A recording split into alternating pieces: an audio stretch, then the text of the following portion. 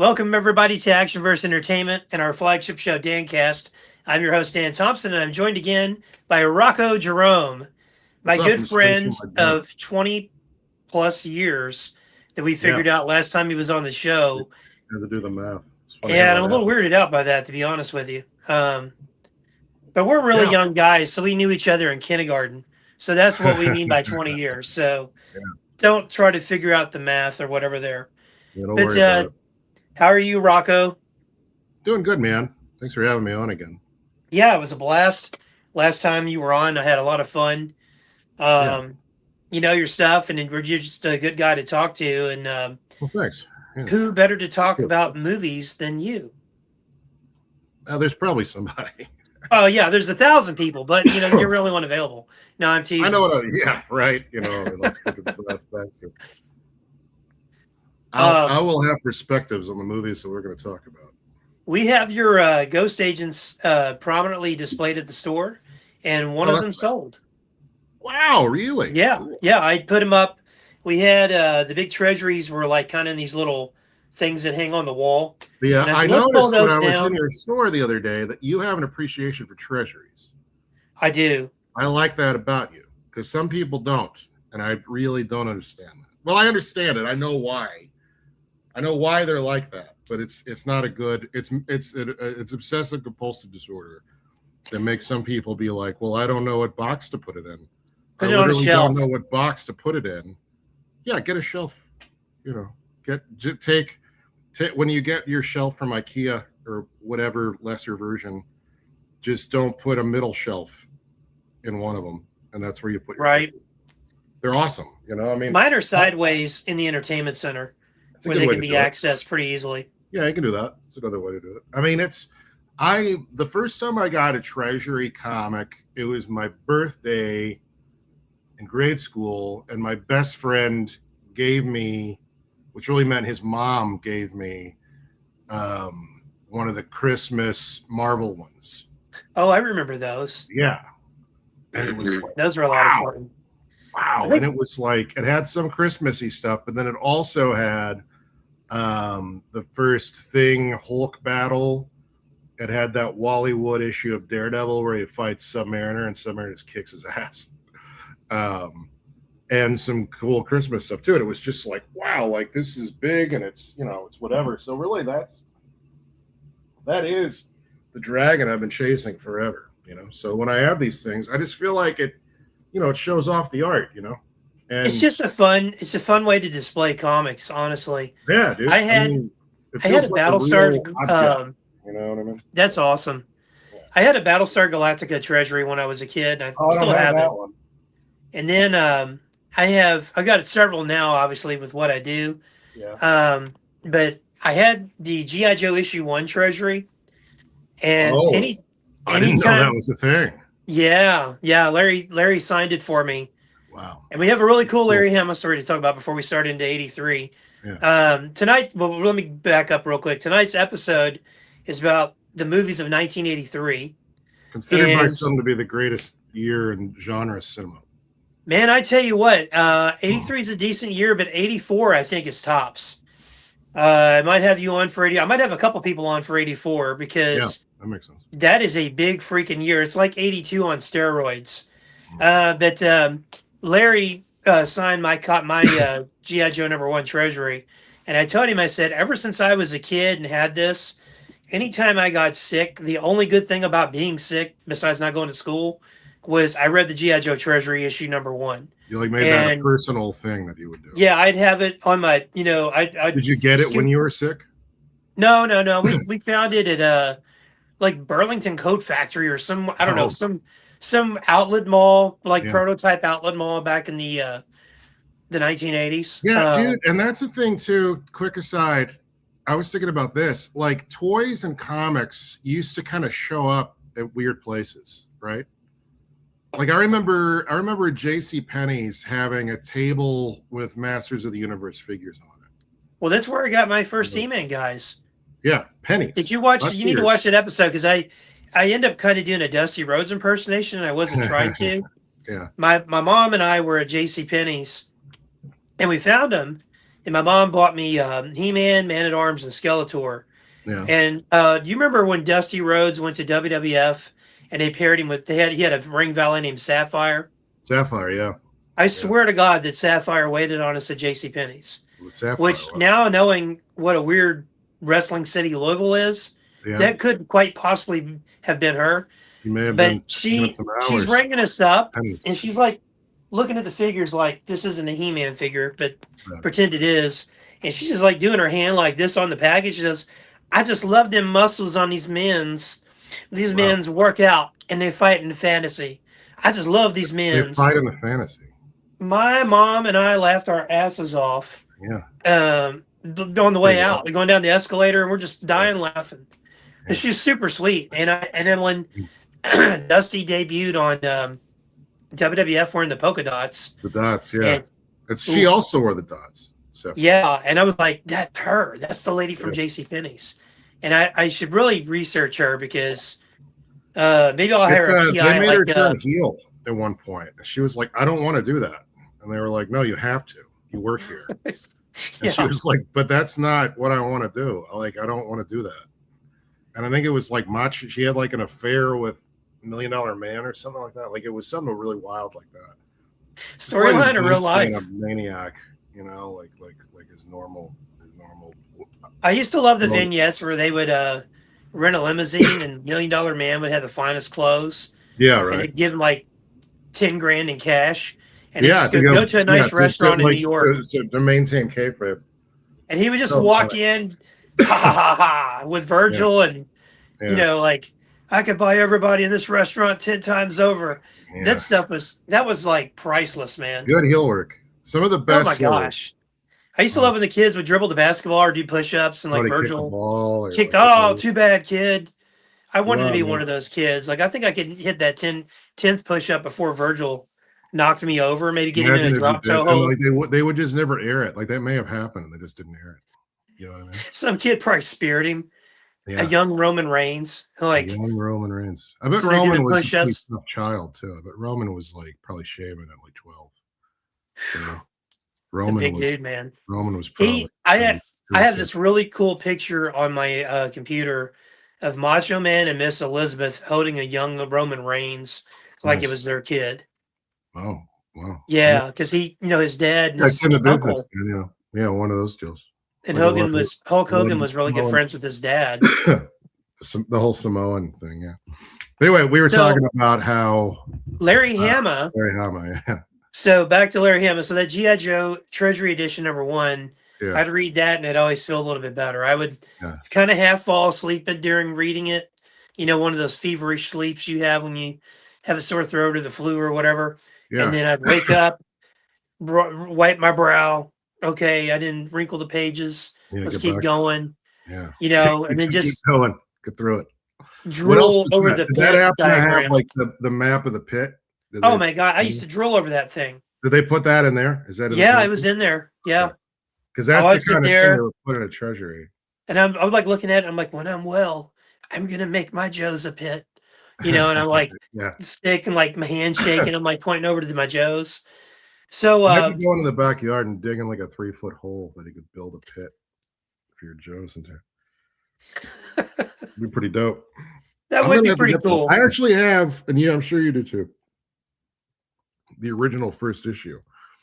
And I would trade that for a treasury size because that's pretty fucking cool. Okay, well, if I come across a treasury in my travels, I'm going to earmark one for you. So all right.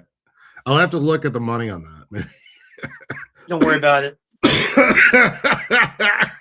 What does that first issue sell for now? Issue 1, I want to say, is anywhere from about 100 to 150. No joke. Okay. Yeah. We'll hold on to that. Then. Issue 155, which was the most expensive issue. That jumped up to about 250. Was 155 to 300? That was the last issue in the very low print run. Low print run. Yeah, and then issue 21, the first Storm Shadow. Twitter to some kid, right? Huh? Oh yeah. It was he ended up becoming Kamakura in the Devil's Due run. He became Snake Eyes' apprentice, And then he's one of the many Snake Eyes in the current series, Okay. which is that's a whole thing. But Yeah. so I Explaining don't know if you comic saw book the plots is such when a you, funny thing to do. what's that? Explaining comic book plots is Oh my such gosh. a funny thing to do because it really is just like, what the fuck are you talking about? Oh, I sorry. feel What like else is no, it? it's okay. I feel like a nerd when I'm explaining to people to read them. It's like, Yeah. I don't. I'm weird about it. I don't. When somebody asks me like what Ghost Age is about, I'm like, I don't know. I know I wrote it, but I just am like, it just looks cool, whatever. I had somebody come up with the Dominus book one day to the shop, come up to me in the register. Do you know anything about this book? I'm like, yeah, it's freaking awesome. I know that. Yeah, right. And I was like, well, I wrote it. And he's like, really? And I was like, yeah. I was like, there's my name. That's really He's like, cool. oh, that's you. I was like, yeah, that's me. Did you do the art? And I'm like, child. That's I turned to that woman at J.C. Penney's. I was like, child, you see the art, the ways the men's are done. I can't be drawing like that. You can't draw what? I can't draw I can draw a Ninja Turtle head, and that's about it. That's a good one. If you're going to draw something, that's not too bad. That's all I did during sophomore biology in high school is draw Ninja Turtle heads. Yeah, I can draw a little, but not well enough to ever. I don't feel like I wouldn't want to. No, yeah, I wouldn't feel good about that. So I felt like I get the artist pay. That's my whole shebang, So. I feel like the Ninja Turtle head was kind of like appropriate for biology. For whatever reason, they're dissecting frogs and stuff, turtles, whatever. Yeah. Not this one, because I drew his head and you're going to leave him alone. He's got swords. So Joe Fest is going on right now. Joe Fest, yeah. Yeah, down in Augusta, Georgia, home of the James Brown Museum. And, man, I bet that's awesome. Found that out when we were leaving when we went, and I was like, damn it, I wanted to go. I love James Brown. And it's awesome. Yeah, I think he's from Augusta, if I'm not mistaken. That would make sense. I think he lived there his whole life. Like that's where he lived when he chased that dude who used his bathroom and went to jail. Did you know about that? I remember when he was like speeding, like 100 miles per hour. He had an office, which is already crazy to think that he just has an office. But when you're James Brown, you need an office, right? I guess so. I guess so. But some dude stopped and used his bathroom, and then he found out about it and he went after him. And then the cops went after him, and he was scared, which is fair because he's in Augusta, Georgia, and he's James Brown. So he fled from the cops, and then he did time, I think. I don't know. I watched a documentary, but it's probably I remember seeing him on Fox News being interviewed about the car chase. Yeah. And he just had that big, beautiful smile. Yeah. And he was like, they're like, so you were involved in a police chase. Were drugs involved? He's like, I'm just so happy to be here right now. Yeah, America's a great country. That's a famous. God, story. I'm happy to be alive. It's like, I think he said the charges were dropped and they weren't. Oh yeah, it was James Brown. How can you charge the man? Seriously. If I was a judge, he got him back, man, because they were trying to nail him, and he just totally, evaded questions, and then one of my absolute favorite Michael Jackson moment. And this probably sounds terrible. Is not Thriller. It's not the Super Bowl performance, the very first big name Super Bowl performance, which that's a whole episode to talk about, where he just kind of stood there and like the cue was he was going to take his glasses off and they'd start the show. Yeah. And he stood there for 5 minutes and the producer's like, okay, Michael, camera runs on you. Roll, Michael. Hello, Michael. Didn't he also come in on a jetpack? Like they had a guy on a jetpack. Am I thinking of the right thing? Did that happen? No, that's something different. But my favorite Michael Jackson moment is when he's on trial for we won't say what for. And there's like 20,000 people outside the court. And he's got an umbrella and someone helps him up on the top of a car, some random car. Yeah. And he starts with the umbrella like dancing around and stuff. And people just lose their minds. If I was the judge, I'd be like, let's throw this out. It's Michael Jackson. What are we doing here? Right. Well, the rules are different for famous people, especially when you're like some of the most famous people. So Kevin says, and my limited ability in chat here is draw 4 in an Uno game. Ha ha ha! I'll play you in some Uno. Bring your ass up to the shop and bring an Uno deck. I always forget. Oh yeah, this button. Yeah, we will. We'll play some Uno, Kevin. That's random. I don't know what we're talking about. That. We should talk about what we're talking about, though. We should, but real quick. So Joe Fest is going on. Oh yeah, we're talking about G.I. Joe and Larry Hama. Mm-hmm. So before G.I. Joe was brought to Larry Hama, he was working on a pitch called Fury Force. Right. Yep. Fury Force was about Nick Fury's son and a team of like special ops guys, and they got shot down by Marvel. Then Marvel goes around looking for a writer for GI Joe. They go to Larry. Hey, Larry, you want to write GI Joe? Sure. So he takes Fury Force and turns that into GI Joe. Right. Why is that relevant? Well, today at Joe Fest, they showed off Big Bad Toy Store, their toy production division, is doing 6-inch Fury Force action figures based off the sketch that he did. That's a pretty Oh, cool sketch. wow. Yeah, so I'm excited for that. I don't think I ever saw that sketch. I'm remiss. Yeah, I'll try to find it and send it to you. Yeah. It's Such pretty a funny cool. thing. Because, I mean, like, all those gigs were not considered like high, like we talked about last time with Rom and all that. Like, it's like that wasn't considered anything anybody should want. And then Hama turned it into like something that is really a one of one in comics. Absolutely. You know, I mean, like, well, I mean, if you no think one about else. it, how many childhoods were affected by GI Joe? Toys, comics, Oh, very. cartoons. Yeah, very. Some childhoods. Ghost agents at one point. These were like little extra things that we put in with one of several books. But I mean, you That's could really tell awesome. that, you know. And I mean, Well, like, I'm happy for Larry that Fury Force is going to come to life. is he I hope he's involved at getting all, paid or pretty good on it. What's that? is he involved? They're making a figure of him. No joke. Yeah. Well, good for him. Yeah, I mean, so I'm going to have to get it. There was already Telerat, but I was telling my wife, I said, yeah, I was explaining it to her, and it's like, I'm going to have to get some of those. She goes, oh, let me guess, you're going to get all of them. Like, you're going to get some. I know what that means. And I'm like, yeah, okay. When you run the store, you know, I mean, like, you just got to take some stuff home with you. I mean, it's kind of like, hey, how'd you get that? They fell off the truck. Yeah. You get a little Goodfellas reference there. These didn't sell well. I had to take them home with me. So I have to show these online in action. So we have Gen X OG Thriller was released in 83. Yes, actually the tail end of 82, but got really big in 83. Kevin Rocko, that was a reference to not being able to draw. He was making fun of me. A lot of my customers, they have this weird fetish of coming in and making fun of me. Yeah. I just kind of allow it, makes them feel like, big cheese. Or I've never whatever, done that, so. by the way. That's not something. No, you haven't. We have really great conversations. We make fun of other people. I've kind of like come in and like you and I tag in, and then, you need to come in and we'll do the store ownership thing again. That was so funny. Well, you come in and like, I gave you 10 years, Dan, of being behind the scenes. Like, what is going on? Let me see the receipts now. Let me see the receipts. Well, I'm working with a guest. Forget that guest. Give me the receipts. I need the receipts. Show me the receipts. Gen X OG observes that Thriller was released in 1983, and so that makes it topical. The video was the album came out late 82. Okay. We covered that in the. Well, the video is a film. Yeah, I bet. Film of 83. Pretty much. It was the first music video of consequence. They changed the game.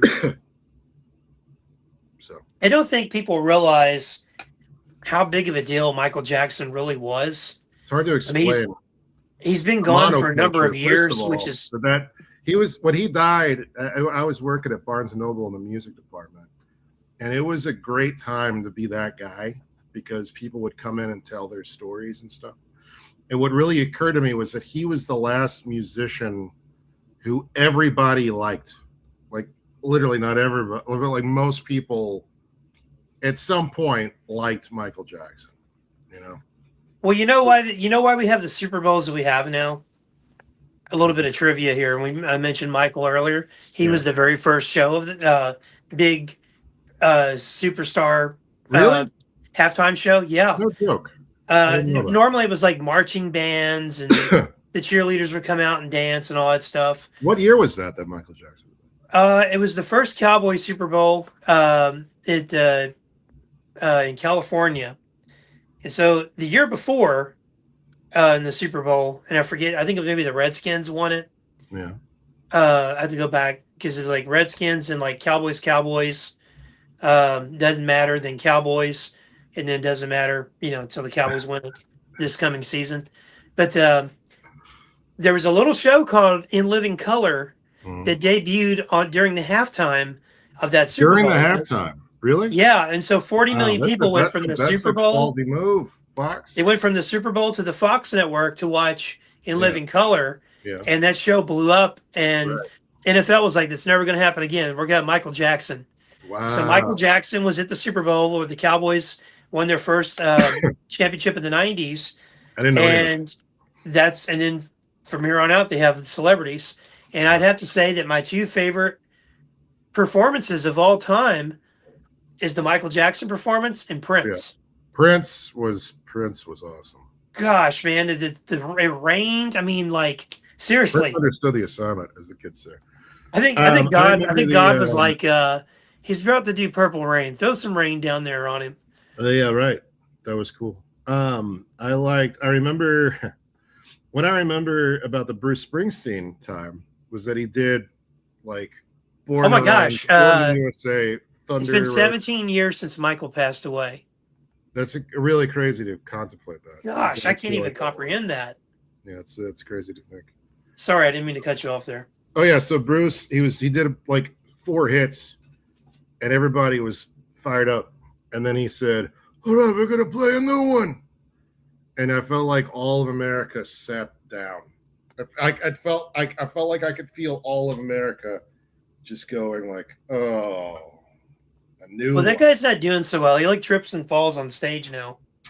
Yeah, and I heard that he's charging a lot for those tickets too, which is not cool. He looks like a it's kind of like Bret odd. Hart. Bret Hart Yeah, went from being bit. like a handsome Canadian Yeah. to like a bitter lesbian Native American woman. Yeah, it's that Bill Goldberg, kicked him in the head. That's a whole thing. Yeah. He wrestled 8 matches after that, never went to the doctor. But I so didn't know we're that here. If you watch the spot, Yeah. he either hits his head on the ring post or the on the concrete floor, and that's before the Bill Goldberg interaction. Yeah. Okay. So Bill, Quite a conspiracy theory I have there, Dan, no, watch the match. about Bret Hart's issue with Bill Goldberg. I wonder how does Bill Goldberg have this information? Have we talked to Bill about this? Go to a meet and greet and like get all the way up there and be like, "Listen, I got an important thing to tell you, pal. I'm going to get you off the hook for this whole thing." No, it's like Bret's like, "Bret, did you have a great Christmas?" "Oh yeah, we had a great Christmas. Owen's kids came over, and we were opening presents, and then we opened one. It reminded me when Bill Goldberg ended my career. Yeah. Because I was the best there is, the best there was, the best there ever will be until Bill kicked me in the head." All right. Yeah. Gen XOG Dan, buying those figures from Joe Fest would be a tax write-off if you display them in the store. Well, I've been deducting comics and toys since 2004, and it's business research. Everybody does stuff like that. Anybody that does their own taxes for their stuff, I think it's a given. Like nobody's going to be like, "Oh no, I'm not going to write that stuff off." Everybody's on the take with that. Anyway, movies of 1983. Yes, thank you, Rocko. I don't know which ones are which. I think The Thing. Well, hold on. I've got a whole list here. We'll go through the list. But I was going through my stack of stuff, so I wanted to go over a few things in the year of 1983 of importance before we hit the movies. Okay. So in 1983, we had the debut of the He-Man and G.I. Joe cartoons. Okay. Which was a huge thing and very relevant. Television. That was a whole thing. We had Sally Ride was the first American woman astronaut. Yeah. In space. She was on the spaceship Challenger. Was she on Challenger, or was she on? Yeah, Challenger. It had several successful missions till it blew up. CD players and CDs debuted to the public. All right. The internet was born on January 1st, 1983. Wow, far out. Motorola launched the first mobile phone. GPS was made public by the federal government. Yeah, it was probably the massive. Like, get your G.I. Joe USS flag and Motorola mobile phone, 7.5 feet long, Right, yeah. Soviet Union shot down Korea Air Flight 007, which 83 was a very tense year, and then which also led to um, a major NATO command post did war game exercises, which almost triggered a nuclear war with Russia. Wow. Yeah, so we had a lot of crazy stuff going on. U.S. invaded Grenada. Now, the fun stuff that took us away from nuclear war, Thriller dominated pulp culture. There we The go. album debuted at the end of 82. Yeah. It completely was everything everyone was talking about in 83. I remember my parents buying it in 83. I remember Thriller, the video coming out. Just like you said, it was cinema. Yeah. And then Return of the Jedi ruled the box office. Sure. Yeah. Right. I was in kindergarten when all this was happening. We weren't supposed to say our age. Oh. Kindergarten was only 20 years ago, buddy. We're just going off what the boomers are talking about, right? So, yeah, man. End of the movies of 83. So here's a couple of some things. It was the end of some things like Return of the Jedi. Return of the Jedi wrapped up the entire Star Wars saga. Right. And At here's least we something I thought want it to talk did. about real, because I was thinking about this, because I'm like anybody else that's all nerded out about this stuff and could be like 77, 80, 83. Those were the Star Wars years. Oh, yeah. And there was a sense, this is one of those things that Uncle Rocko and Uncle Dan will tell the kids about. Star Wars went away. Hard to fathom now, but it might be going away again, and not the way it we'd like feels to that go way, away. Yeah. Culturally, it was like nothing's going to happen with that for a while. Who knows when? We don't care. This has been fun. Everything. The toys were only available at KB, the new ones. The vaunted last 17 and all that. Like that stuff was. KB was an expensive place, and it was just like hard to get. Like it was just Star Wars. It went away, and then everything that kind of came out, the movies and stuff that came after that. It felt like there was a lot of stuff that was trying to be the next Star Wars, but it felt like at that point there was like a vacancy. Oh, yeah. Kenner actually made, since they didn't have a movie to work with, they actually made their own plot for Figures to Continue. Right. Yeah. Yeah. They got shot down by Lucasfilm. So real quick, 83, the end of the Star Wars saga. It was a big year for comedy because you had Eddie Murphy, Richard Pryor, Rodney Dangerfield, and Monty Python have some big things come out. Stephen King had not one but two movies. Yeah. Which we'll cover all this. He had probably very little to do with two Bond films with two different actors, two different studios. Yeah. There was 3 Tom Cruise movies. Wow. Yeah, and then Christopher Walken was in about 2 or 3 movies. And then, real quick, let's see if I can name the Tom Cruise movies. Outsiders. Well, that's one. Okay. Legend. Nope. Okay. That's later. All the Right Moves. Yes. Okay. Risky Business. Yep. Wow, dude. Yeah, that's awesome. I got that in score. That was great. Nice. So the top 10 movies of 83, and I'm just going to run through this and then we'll go through our list. Okay. Was Return of the Jedi. This is box office. Return of the Jedi. It's a given. Terms of Endearment. Really? Flashdance. Wow. Trading Places. Okay. War Games. Wow. Octopussy. Yeah. Sudden Impact with that's a Clint Eastwood movie, not the I'm thinking of Sudden Death was the Van Damme movie. Yeah, Staying Alive, which is the follow-up to Saturday Night Fever. Fever. That was one of the top 10? Yeah. Really? People always say that movie failed. Yeah, I know, but it financially was number 8. I like that movie more than I'm probably supposed to. Well, it's got a Stallone cameo. It's the only time we see Stallone made in that movie, didn't he? Did he like direct it or produce it or something? Like Stallone? He had some hand in it, I think. He bumps into him at the beginning on the street, which is and then Travolta in that is like ripped. Like he and yeah. Like they were working out together. Mr. Mom with Michael Keaton. Yeah, yeah. And then Risky Business with Tom Cruise. Yeah. I remember when I went to my kindergarten orientation, I guess that's what it was. Like with my mom, like all the kids with their moms went to the school first. And there was a point where we were all sitting around and like we were supposed to be quiet because the teacher was talking about something. And this kid was like, "Have you seen Mr. Mom?" And I was like, no, but I saw Return of the Jedi. And Mr. it was, Mom's gonna be Batman. yeah, right. Spoiler alert. It was just a wild thing to contemplate. But my mom was like, shh. And that's just a thing I remember. Kind of. Well, Return of the Return of the Jedi summer. That's what I call '83. Yeah. At the end of that school year, we're talking about GI Joe toys, Yeah. and a kid tells me that there's a GI Joe comic book. Right. And I was like, "What's this about?" They're like, "Oh, it's."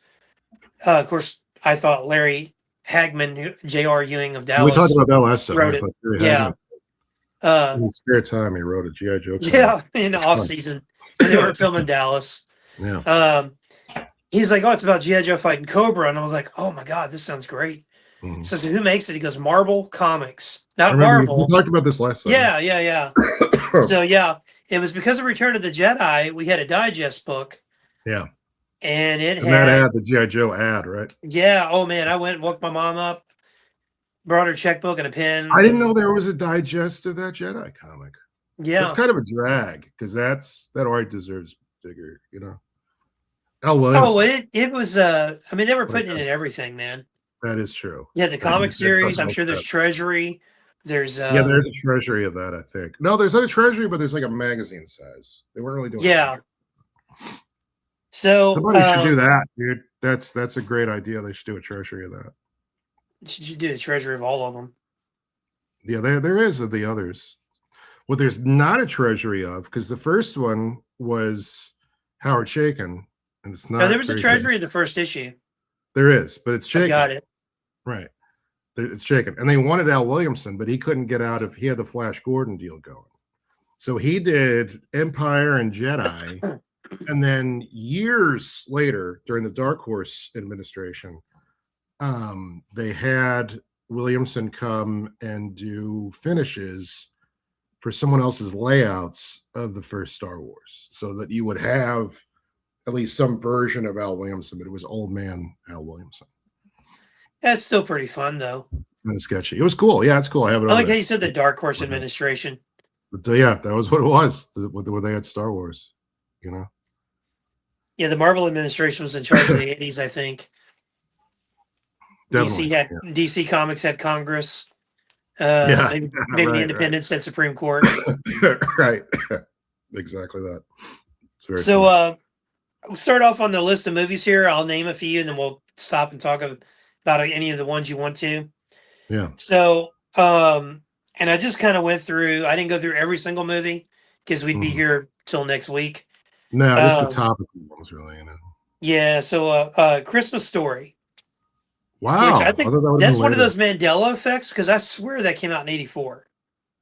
Oh, I just thought it came out later. I remember the commercials for that. I didn't see it till years later, but the commercials where Santa Claus kicks him in the face. They then the oh my gosh, I saw that in the theater. A lot for a kid to kind of like try to figure that out as a 5-year-old. You know, I mean, it's made me a little nervous of Santa Claus. You know, going forward. Yeah. Chris said maybe that was Billy Bob Thornton's inspiration for Bad Santa. Maybe. I just saw an article where I guess Taylor Sheridan, the guy that writes all the shows for Paramount Plus, was on the Joe Rogan Experience, and he said, "What's the deal with Landman? Landman's a really great show, by the way." Oh, I keep hearing about that. He said, "I pitched it to Billy Bob that I want your character from Bad Santa being an oil guy in Texas." And he was like, "Fucking A, I'm on board." You know, so let's do it. Yeah. So we have a movie called Silkwood, which I know nothing about. Oh, I know all about that. Was Silkwood was based. It was a true story about a woman who worked at a nuclear power plant who was exposed to radiation, which they remember that now. She became an activist about it, and someone killed her. She had proof of some sort of wrongdoing, paperwork on her person, and she was driving from one place to another place, and someone hit her car from behind, drove it into a ditch, and the paperwork was gone, and they found her body in the car. And the movie was, spoilers, but yeah, she was. It's from a few years ago. I think we can do 83. If you haven't seen it by now, you're probably not gonna. Yeah, it's a good movie. Yeah. I Very sad vaguely story and very alarming because they just killed her and nobody ever did anything about it. did you say it's based on a true story? Yeah, it was true. Well, that was real. Yeah, Well, that Carrie doesn't Fisher. surprise me. Yeah, not at all. I mean, come on, especially back then. We're probably marked now. yeah, We got two guys talking about Silkwood. yeah, You know, yeah, yeah. So we'll get anyway, there, Kevin. I just saw your post there, Kevin. We'll get Trading there. Places. Trading Places was one that I saw on 41 WDRB back before Fox, and so that means I haven't actually seen it. You know what I mean? Because I saw the very edited. I saw it in the theater live No, as a child. Yeah. I love being a kid in the 80s and 90s and just being able to see stuff, and people didn't nerf the world for us, you know. Well, we'll go ahead and talk about Trading Places. So that was Eddie's second foray into movies. The first one was 48 Hours, Right, which was a huge, huge hit. massive. And then Trading Places was a huge hit. Dan Aykroyd, of course, was in it. The two Dan Aykroyd, characters, the two villains, will later show up in Coming to America in a brief cameo. Mortimer and I can't think of the other guy's name because the king gives them some money. They're bums. He's like, Mortimer, we're back in business. But they had a bet. Trading Places, they had a bet that they could take a degenerate, which they considered Eddie Murphy a degenerate, his character, Billy Ray, I think was his name, and switch him out with somebody sophisticated like Dan Aykroyd. Right. And they had some bet, and it was over $1. Yeah. And so Dan Aykroyd, famously was dressed as a drunk Santa, and he was at the party grabbing steak and is all in his beard, and had a gun. And then they end up Randolph and Mortimer. Thank you. Yeah. And the principal from Breakfast Club was in it. He was their agent, and he was also the guy in Die Hard. The FBI's here. What do you want, a Tic Tac? Yeah. He's getting all dolled up for the FBI. Yeah. I'm in charge here, not anymore. Yeah. And so 87 Die Hard, probably. Yeah, the original 88, 87, whatever that was. Anything that happened from like 99 to now, like any movies that came out, I probably couldn't tell you. You know what I mean? But like all the stuff from back then, it's like It's ingrained in our brains. Like, that is some 83 fashion. You know what I mean? Oh yeah. There's a very Jamie Lee Curtis is in it, and there's a very famous scene with her. Man, I really don't remember that movie very well. As you didn't see the scene on the edited version, but as a young boy in the theater, no, covering my eyes, there might have been a gap in my fingers. One of those things. Oh yeah. Had a whole new respect for her after that.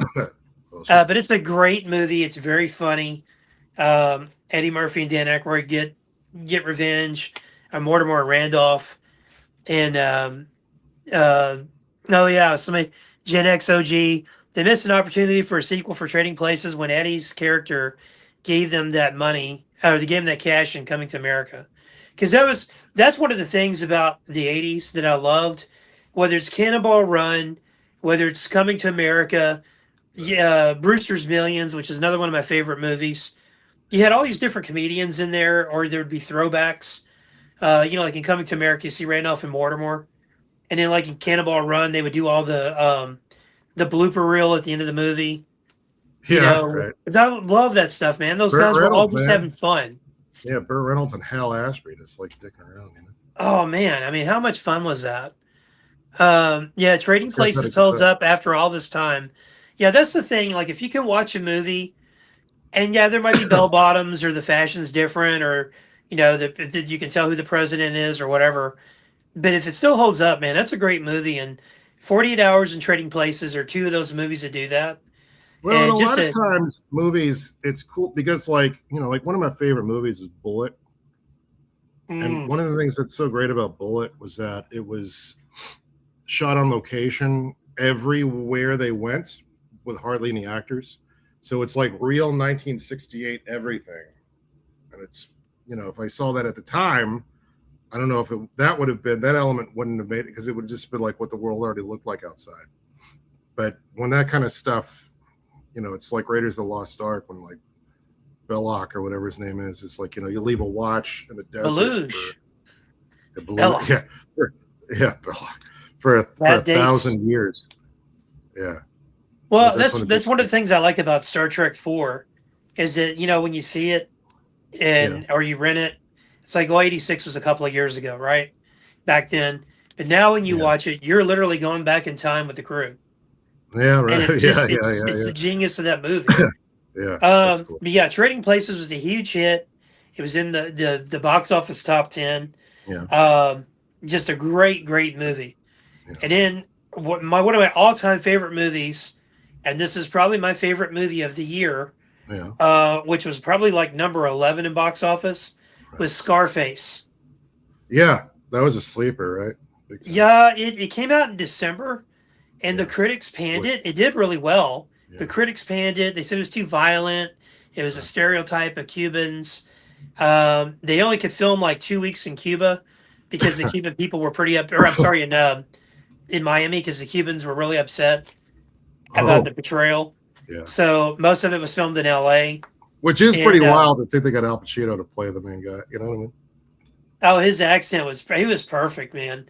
I love watching That's one of those the movies that's like it's a cultural force at this point. You know what I mean? Like it's so when much. it's funny because a lot of those critics that panned it Yeah, all before they died or the right. ones that are still alive now they admit it's a great movie. Yeah, It's directed by Brian De Palma, written by Oliver Stone. yeah, yeah. Great cast: Al Pacino, Michelle Pfeiffer, Frank Loja's in it. I can never remember the guy that plays Manny's name, but he's badass. Yeah, He's in a ton of stuff. right. But that's my one of my top 10 movies of all time. That's definitely De Uh, Palma's like, you know what I mean? Like De but Palma. he also did Risky Business, which we'll touch on. He Oh, had really? a I didn't know that. yeah, pretty sure he did. Wow. He did. He had a really good run there in the 80s and early 90s. Yeah. Um, I think there was what was it? Sea of Love with Al Pacino Oh, that's a and crazy one. Jamie Lee Curtis. I felt like he had a hand in that. Sea of Love is a Maybe crazy movie. That's a crazy premise. I need to revisit that. There's a guy who's going around and killing dudes, but first they have to like dry hump a bed and then he shoots them. And that's what the movie is. You got to realize, folks, in the 80s, they did a lot of cocaine. A lot of cocaine. Yeah, and so Yeah. they were just trying to represent the times, if you will. Yeah. So Scarface, huge movie. Love that movie. It's one of my all-time favorites. Yeah. If it's on, I have to watch it. It's kind of like Goodfellas or the Bond movies. I remember we were going to Yeah. in-laws for Thanksgiving, and the Bond, it was like Spike TV Thanksgiving with James They would Bond. have the Bond marathons. Oh yeah, and we're sitting there I watching missed that. Moonraker. I didn't get into Bond until Casino Royale came out. And it was like, Really? what was I doing? Yeah. I don't know, man. I was watching them. Well, believe as a me, I kid. caught up. I made up for lost time. That's for sure. Well, of course, the connection with me and Sir Roger Moore. So, I had to watch his movies in the theater. Yeah. So yeah, Scarface is one of those. If it's on, I got to watch it. And I always hope that the ending's going to be different. And I get pissed off that it's not. When Did he you play kills Grand Manny, Theft Auto? Were you a Grand Theft Auto guy? yes, they did a video game. Vice City was basically Goodfellas in a lot of ways. Yeah. Well, not. It was like they got Ray Liotta to do the voice, which is awesome because you're playing a guy who is Ray Liotta. But like the final mission or whatever in that is the ending of Scarface, and it's that house. Like it's the exact room. Like they just like. I don't know if they paid something or if they did. They actually did a Scarface video game where he lives. Oh wow! And he goes to get revenge on. Is that what the game is? The game like picks up after the movie. Yeah, there's a movie like that. There's a movie like that you might know about. It was Black Caesar with Fred Williamson, which is one of my favorite movies of that type. And then Hell Up in Harlem, which Hell Up in Harlem just like it starts in the middle of Black Caesar and goes in a different direction. Oh wow. Wild. Yeah. Those movies. I mean, back in the 70s and 80s, it took a lot of chances with stuff like that. Yeah, right. Star Wars, Jaws, stuff like that. Yeah. So then we have The Right Stuff. Oh, great. Space movie or astronaut movie. Great movie. That's one of my favorite movies. inspired New Kids on the Block to write a song. The I right mean, stuff. I take it you're not like related to the space program, like the Mercury. when I was a kid, I wanted to be an astronaut. But were you in all that, like those early guys? I I'm never saw very the right my stuff. I remember OCD, it. like autism, is like super focused on those guys. Like that era is my jam. And when you go to the Kennedy Space Center and you actually see the Apollo rocket, they have it so you can walk under it, but you can walk under all the different parts, compartmentalized parts. And then they have, I'll never forget this because I was on the phone with somebody from work, and I was looking at the Apollo rocket and like saying like, yeah, you got to go over there, right, fill out that form. And then I look over to the left, and there was a shop, like the gift shop. And the gift shop, I always thought this was so clever, was called The Right Stuff. Oh, that's Because awesome. you go get the right stuff at that shop. Yeah. Based on a Tom Wolfe book. Yeah, that movie is awesome. I love that movie. Yeah, I think I've seen it once. I need to go back and revisit that. That is definitely worth revisiting. Yeah, that is an awesome movie. Yeah. Next up on my list, and this is one I watch often, is War Games Yeah. with Yeah. Matthew Broderick and a very young Ali Sheedy and Dabney Coleman. Yeah. Yeah. That is a phenomenal movie. Yeah. Dabney Coleman. Yeah, those who don't know, so War Games, Matthew Broderick's a computer nerd. Yeah. And he's like changing his grades in school, Like a high hacker school. or whatever. Yeah. And he's trying to play like new video games, and he accidentally hacks into something called the Whopper. So the way it was funny because the movie starts out. That's a funny premise. Yeah. The movie He's just starts trying to out get with, his hands on like the next Donkey Kong, and he ends up. yeah, something like that. Before the King of Kong guy got a hold of it, I guess. Yeah, right. But Michael Madsen and the guy, I just remember he played Womack in The Rock, the white-haired guy who was on The West Wing. He's a big Chicago actor, died probably about 10 years ago. They're at the silo. They show up, like they walk in a house, and they go like open the closet door, and it's an elevator. It's a nuclear silo, and there's a threat. It's a mistake, and they almost turn the key and launch a nuke. Right. So it prompted the White House had a representative, and the Senate had a representative, and they're meeting with Dabney Coleman and the general that runs NORAD, which I love this movie because I'm fascinated with NORAD. Yeah. And stuff like that. And they decided they had this thing called the Whopper that was invented by this guy named Falcon, and who supposedly died. And so the Whopper takes over the programming that it'll assess, okay, Soviets are inbound, so we need to retaliate, whatever.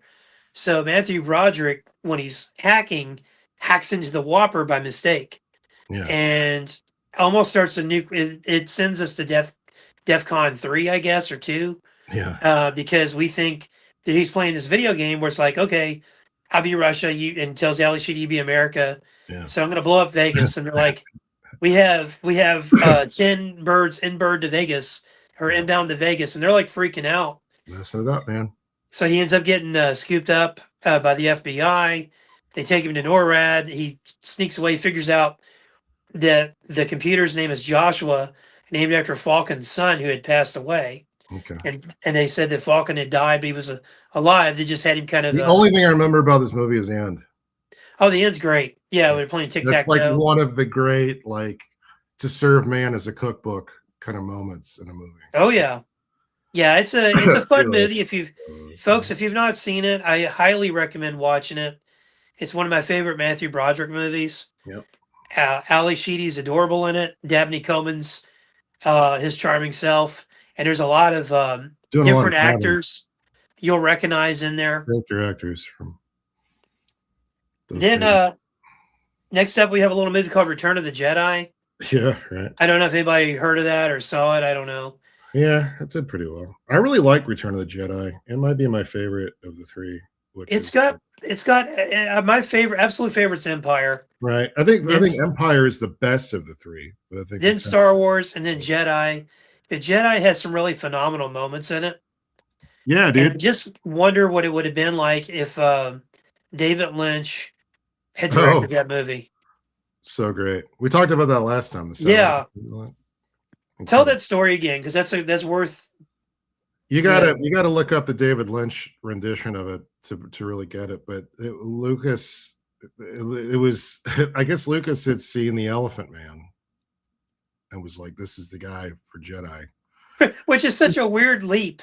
It How do you really go from is. the Elephant Man to like a space saga? Well, and Lucas at heart is and always has been like an independent filmmaker who just Oh kind of yeah. like when Lucas talks about how he expected Star Wars to be hard to make his movies and he was going to have to like go to comic cons and like really and the toys were going to help him like edge it out just to make enough money, like those that should have been how that went, because he would have made other stuff and he didn't get to because Star Wars just siloed him into this success bubble that he couldn't ever break out of. But like, I think people miss the point that the dialogue of Star Wars is like that on purpose.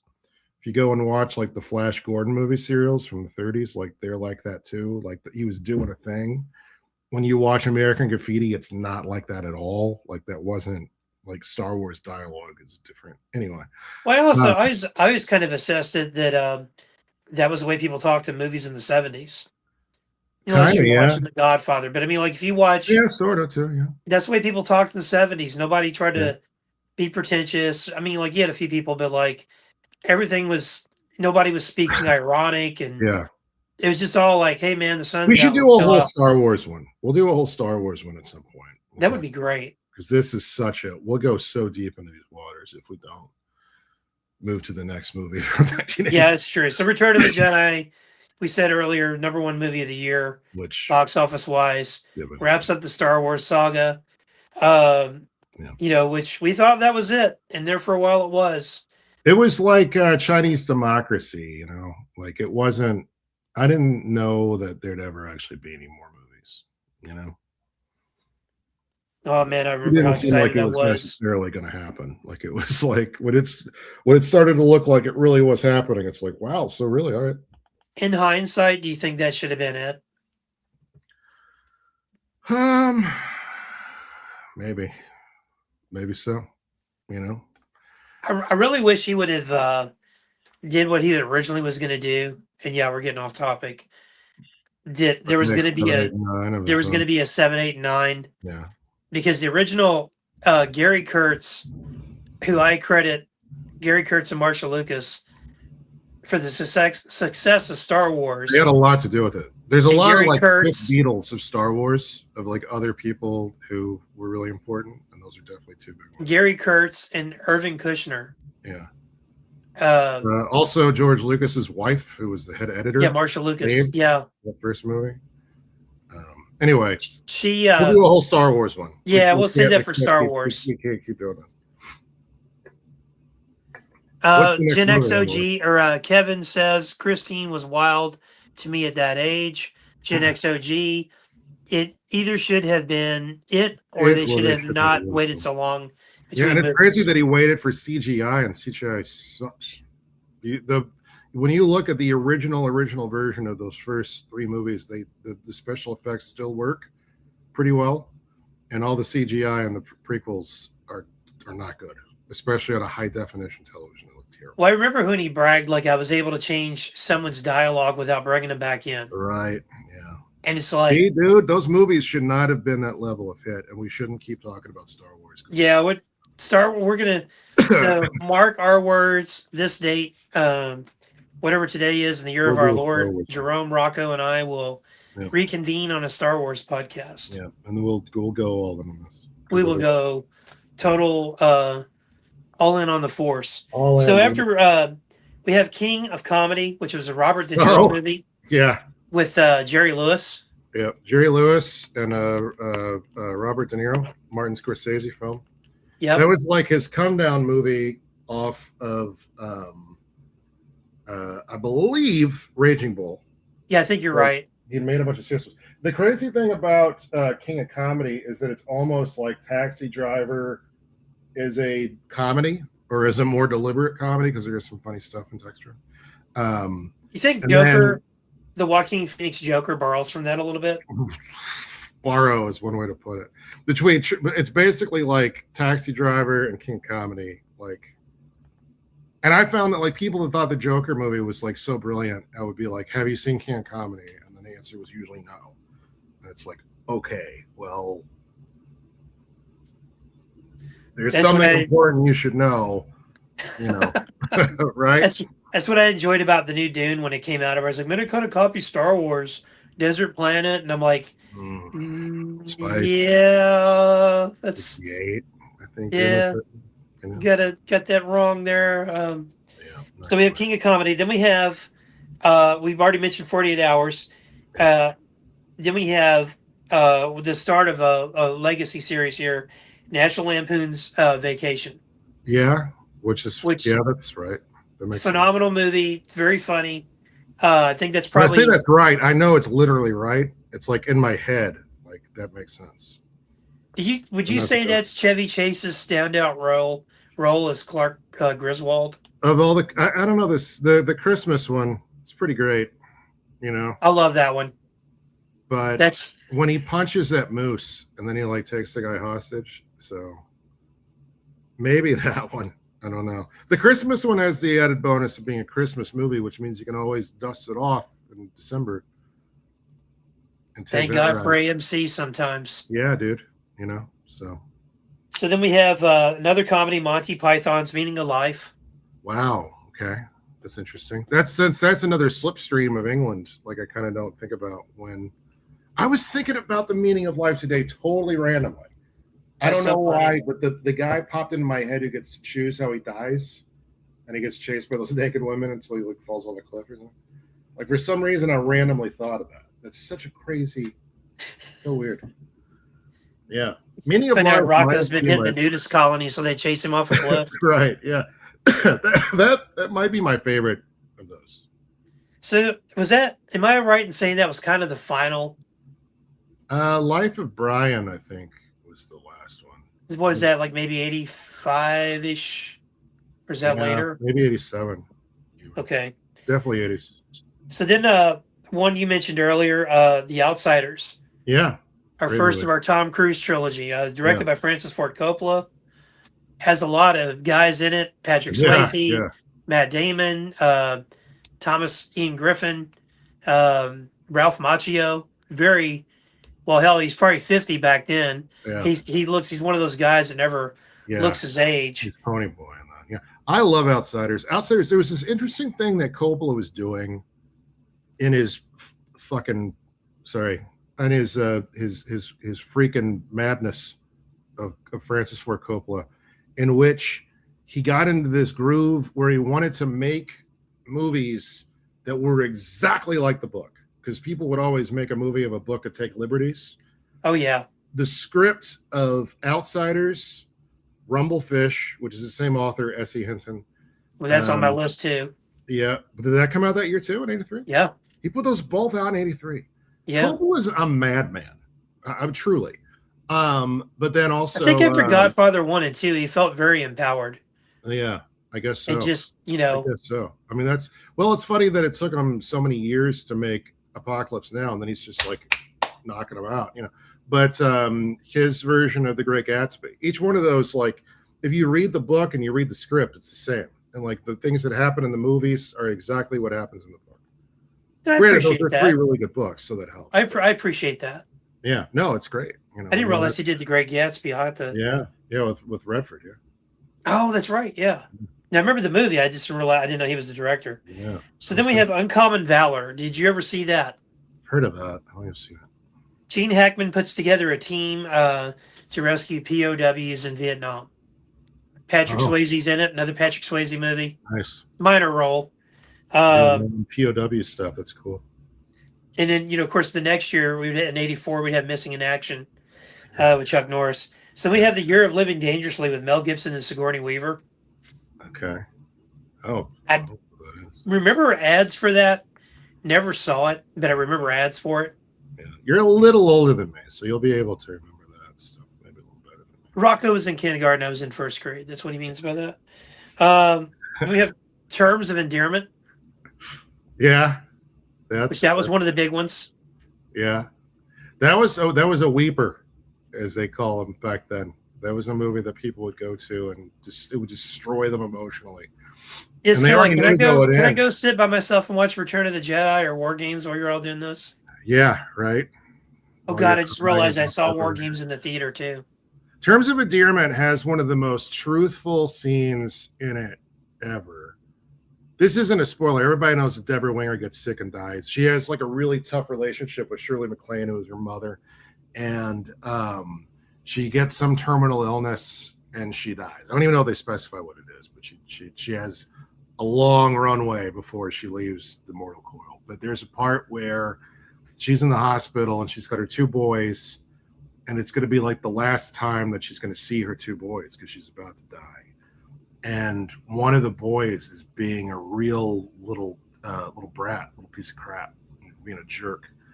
And the mom, Deborah Winger, she looks at him and says, "You're gonna think about this, and you're gonna regret it, and you're gonna feel really bad about this later. But you're just a little boy, and it's who you are right now." And it's like, that's moving. That's a real, to have the presence of mind as a mother to say that to a kid. To bring us down from that emotional high there. Yeah, right. Yeah. In my mind, it's a sequel to Officer and a Gentleman. Yes, there's a sequel. And it's a prequel to Star Guardians of the Galaxy. Oh, Terms of Endearment is. Yeah, in my universe, that's Peter Quill's mom. So okay. he you know. Oh, that's Peter Quill. Okay. Yeah. That's pretty good headcanon. Hey, you know what? It's what we do. Yeah. That's a tough your scene, no prizes in the mail for that one. That's good. Thank you. I appreciate that. Signed by Larry Hammond, no doubt. Yeah, right on. So we have that one. We already covered Trading Places. Yeah. Testament. I don't know what that is. I don't think. It's a suburban family surviving a nuclear apocalypse. Oh, surprised I haven't seen that. That's like. It's got William Devane in it from Knots Landing. Wow. You know, that show I'm going to be in the revival of. Yeah. Just leave it at that. I think I might be playing this kid in the show. I'm not sure. That makes sense. Then we have the second of the Tom Cruise trilogy with All the Right Moves. All the Right Moves. Yeah. He was getting his John Cena push that year, man. He was getting the John Cena push. Accurate. Yeah. Either we're going to fly you down to this island for some fun, and then we're going to come back and be in a bunch of movies. Well, he got his teeth fixed. See, that's where I messed up, thinking that that Legend was one of them, because his teeth are a train wreck in that movie. I think Legend might have been. I have to look that one up. It was 82 or 81 or 80 or 79 or 78. I was just listening to the soundtrack of that. Yeah. That's is that Vangelis? Tangerine Dream. Oh, nice. Yeah, well, it's pretty cool music back then. It's like, man, this sounds like stuff people would do now. You know, electronica. Yeah. Sort of thing. Yeah. So then we have Evil Dead with Bruce Campbell. Oh, wow. Yeah. For whatever reason, it must be the Mandela effect. For those that don't know, the Mandela effect is when you remember something and it's not what you remember. Right. Berenstain Bears hasn't. Yeah. Like something like that. Or the Fruit of the Loom that never had the loom. Oh, it's it's ever since they turned on CERN in Europe. Yeah. Oh, it's screwed up everything. Yeah. Right. So I don't know. Maybe Legend came out at a different year. Now it didn't, because of that. But yeah, I've always felt like I always thought Evil Dead was like 85, 84, but it was 83. Because 2 was like 87. Like there was a lot of years there between those two, huh? But that was a cool movie, obviously. Evil Dead 2, I think, is like much better than Evil Dead 1. But if I'm not mistaken, they had a really, really low budget on 1. Oh, yeah. And then bumped it up quite a bit for 2. But even so, not a huge budget. But they did a lot with it. A lot of cool stop motion and a lot of cool stuff in that movie. I was, in like my teens, like my middle school years, I was so obsessed with Evil Dead 2 and Army of Darkness. Like that was like. I tried to buy him a mojito at Wizard World Chicago. Yeah. Because that's what his character on Burn Notice would drink. Okay, yeah. He's like, "Oh, brother, that's just a guy on the show. I don't drink that stuff." I was like, he's always okay, nice. well, He's I'm at nice. the It's like bar tonight. If you want it, I got you. yeah, he's like what you would want Harrison Ford to be like. I got to interview him years Yes. ago for a job, and he was tremendous. And I got to meet him when he was Briscoe County Jr. He was at Oh man, I remember that he show. came to the mall. He came to the mall St. Matthews, and there were so many people there. Dan, I'm telling, there was like kids dressed in cowboy outfits. I That's was so like, cool. yeah, I was like, this show's gonna make it. I was like, sure, the show was gonna get canceled every week, but it's like this Uncle show might. Duggins.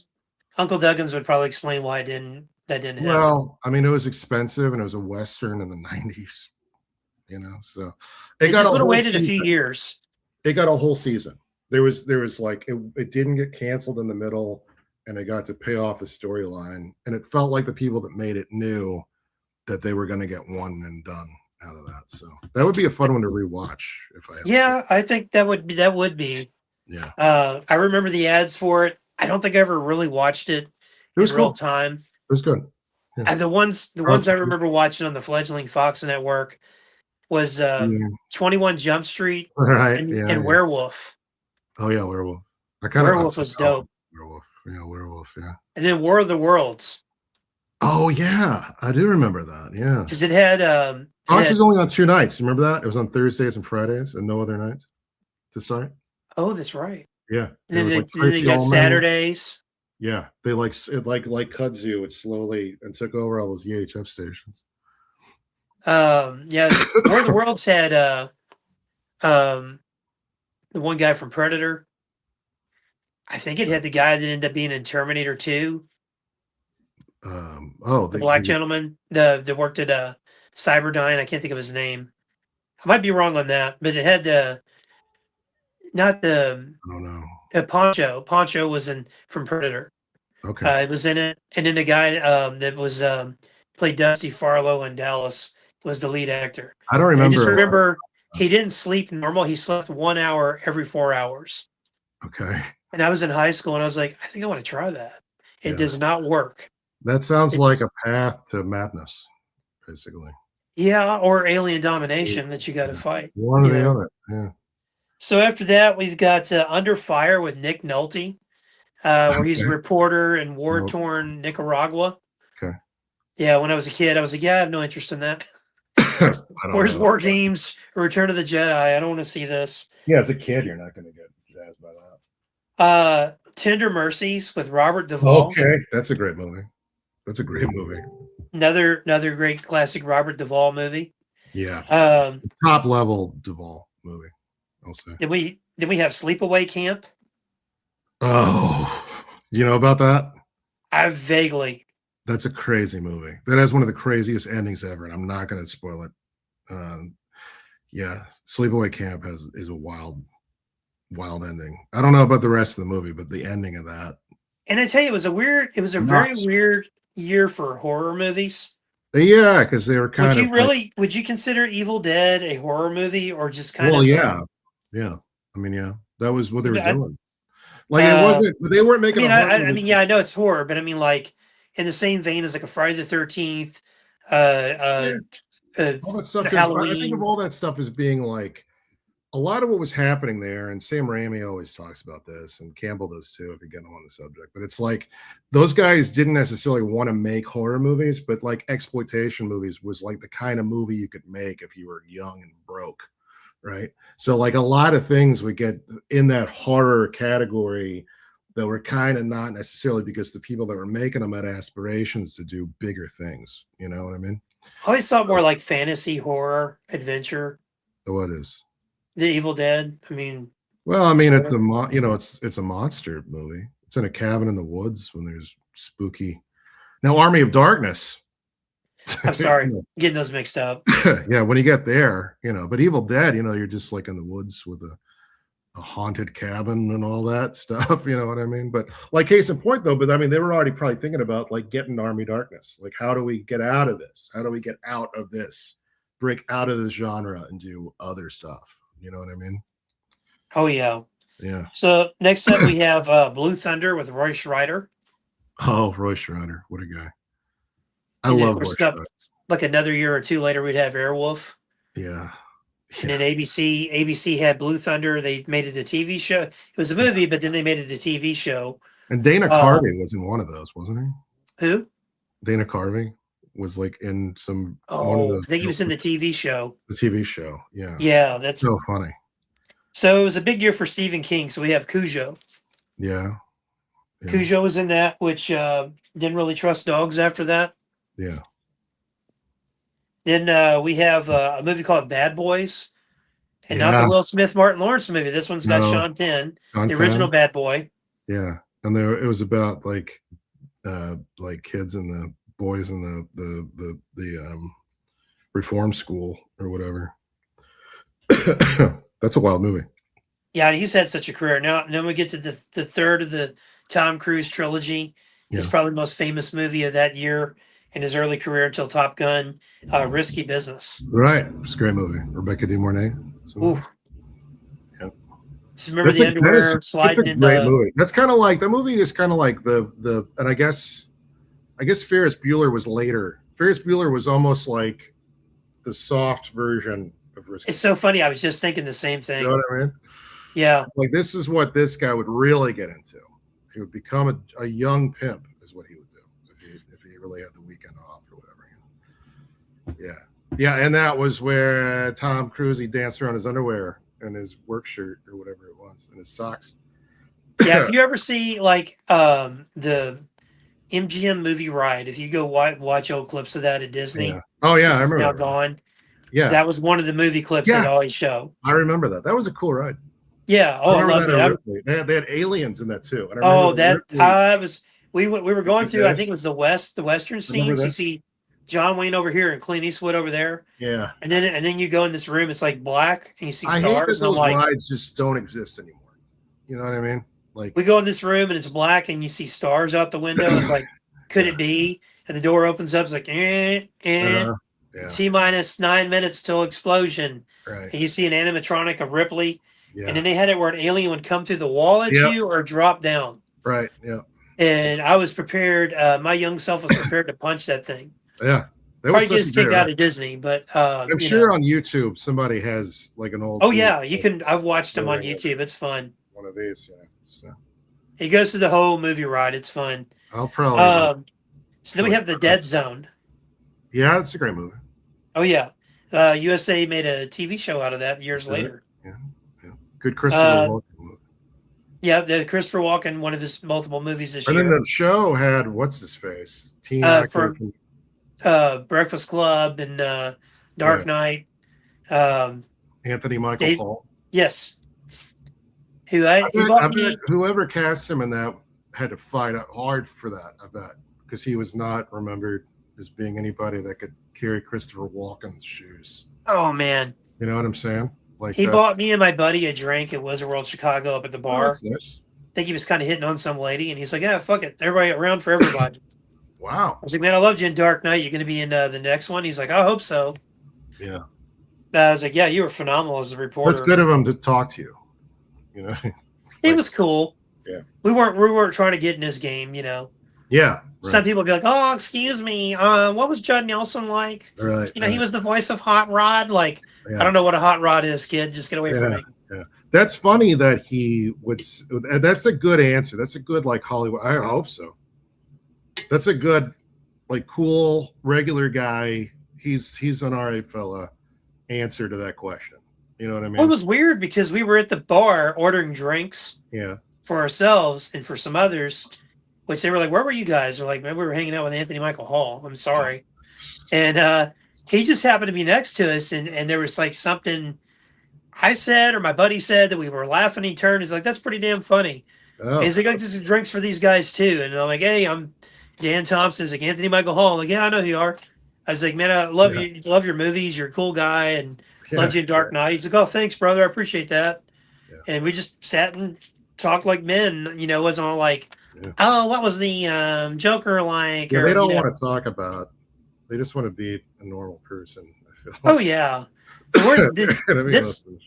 this when I was picking Larry Ham up from the airport, Yeah. I got a little nervous because I had a call with him the night before, and he sounded like a diva, and I was like, Ooh, okay. How do we handle the Elton John of comic books here? Yeah, yeah. And I called my dad, and my dad's like, just don't talk about that GI Joe shit. Yeah, He's like, leave just that talk to alone. him like a man. I was like, all right. Yeah, tell me about other stuff. And I was talking to him about real estate and showing him around town. And he was bringing up comics. I was like, ooh, this is cool. Yeah, yeah. What's your But you favorite also issue of? like What's your favorite book I did? you met his conditions though, right? Like that was part Oh yeah, because I think a lot yeah. of it with him, and I don't want to talk out of school because I respect him a lot. I'm not trying to Me too. but like I think a lot of it is that he has been disrespected so many times. Which is crazy. It is crazy. And It I is think so that crazy. I think he just has to get it out of the way first. Like somebody's gonna have to pick me up at the airport. I need a hotel room. You know what I mean? Like I think that Oh that's yeah, which that's I would his totally first fair. I get time it. Makes sense. his first time as a guest to Comic Con, San Diego Comic Con, Yeah. was the like 2 years ago. Right. Because I didn't ask him. Because the Skybound brought him. Because they got the whole Hasbro universe. Right. But man, yeah, it's that was for him to not be asked until then is nuts. That's insane. It's insane. He had the #2 book in the country with Wolverine. Yeah. X-Men was #1. And a Wolverine good run was on #2. Good run on Good run on Wolverine. Oh yeah, I think the best. I don't know of a better run, honestly.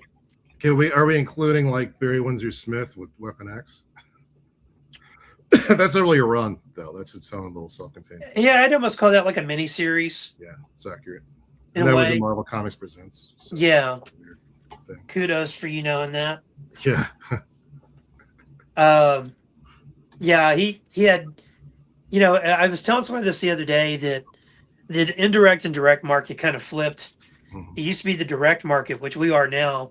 Yeah. Was like Kroger's and Walgreens and A&P and drugstores and gas stations. Yeah. Indirect was the few comic shops that existed around, the country. I mean, there was a lot, but not as many as there was at the height a few years back. I thought the direct market was to comic shops. No, it is now. Okay. Indirect was the comic shops. Okay. Oh. Back then, it flipped. So the #1 direct market book was Amazing Spider-Man. Yeah. The #1 indirect market to the comic book stores was Uncanny X-Men. Okay. And the #1 subscription book was G.I. Joe. Yeah. So he had one of the #1 books. Then he had the #2 consistently. Daddy Rocky B, good to see you two gentlemen together. I finally caught a live episode. Thanks for coming on, buddy. I'm zooming in to see if I know this guy. I think it's Rocky. Oh, Rocky. Nice. That's really cool. Yeah, Rocky, I was thinking about having you on one night. Exactly, yeah. We should do the Star Wars. Let's do the Star Wars episode with Rocky. That's a great idea. Rocky Rocky can go on those. Blink if you can if you understand us. If you're in danger. So get out of our Larry Hama love fest here. Yeah. Which we have a lot. Rocko and I have a lot of respect for him. Huge, dude. No, there's no way. No way. It really offends me that he's been disrespected. Now he brings some stuff on. Modern Larry kind of brings some stuff Rocky, on himself. We'll make the time work for you, Rocky. Awesome. We'll do that, man. That'd be great.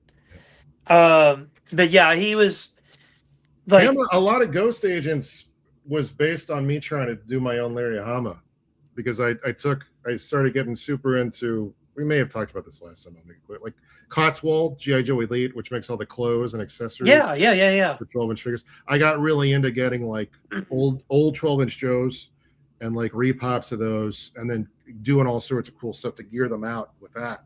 And then I started making up my own stories for them. And then that became I think that's so freaking cool. Yeah, that became Ghost Agents. They're all figures that I'm reading Larry's work taught me how to write.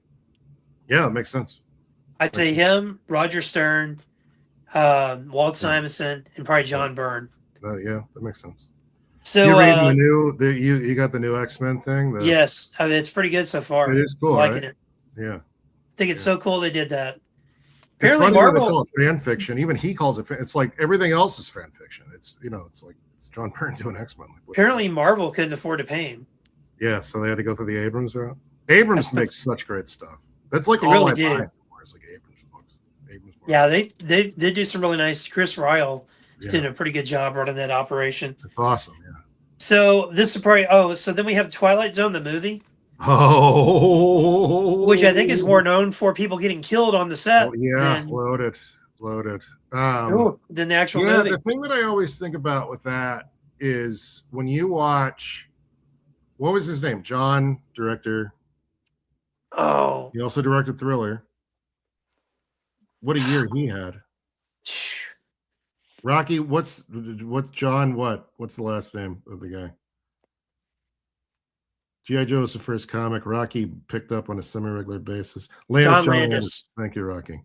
My mom would let me trade her tab bottles in and let me use the change for Joe comics in her garbage bill. That's an awesome story. John Landis was eventually going to kill somebody. It was a given. When you watch American Werewolf in Paris and when you watch Blues Brothers, there's so many wild stunts going off all over the place that you can tell we're done with reckless abandon. So, and the story there was that there was a helicopter flying, and Landis was yelling at the helicopter pilot with a bullhorn to fly lower, calling him names and stuff. And so he did, and then a bomb went off, an explosion went off, and it banked, and it killed Vic Morrow and two kids who weren't Didn't it supposed chop to his be. head off?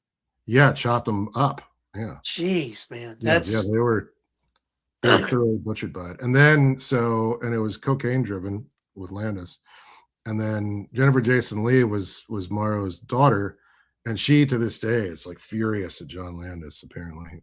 But he went to the funeral because there was a lawsuit, there was all this stuff that happened, and he went to the funeral with like a couple of like ladies of the night maybe, and like got up and talked and was like, Vic really was looking forward to seeing the movie. He was really looking forward to the movie. He knew this was going to be one of his best movies.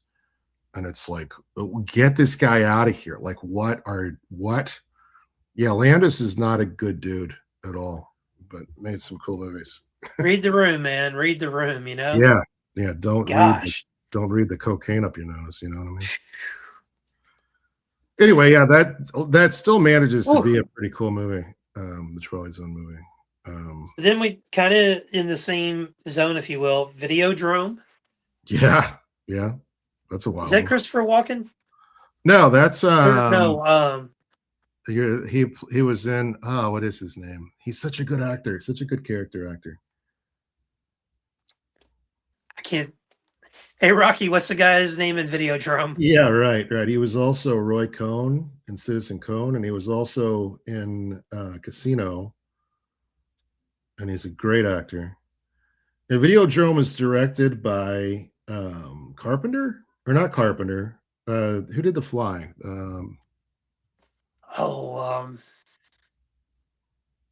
Hope Rocky's still watching, because we'll look it up if we have to. If we have to, we will look this up. Yeah, I feel so unprofessional, but I feel more unprofessional just floundering trying to think of stuff like this. Somebody is watching this, like shouting the name at the TV. He's Videodrome. Cronenberg. Yes. Cronenberg, David Cronenberg. Yes, thank you, Rocky. Yep, thank you. And Rocky's more than earned a spot for the Star Wars show. Indeed. James Woods. James Woods is the actor in that. Oh, that's right. Yeah. Okay. And then Debbie Harry is in that movie too. That's a wild movie. Even for everyone involved in that, that's a wild movie.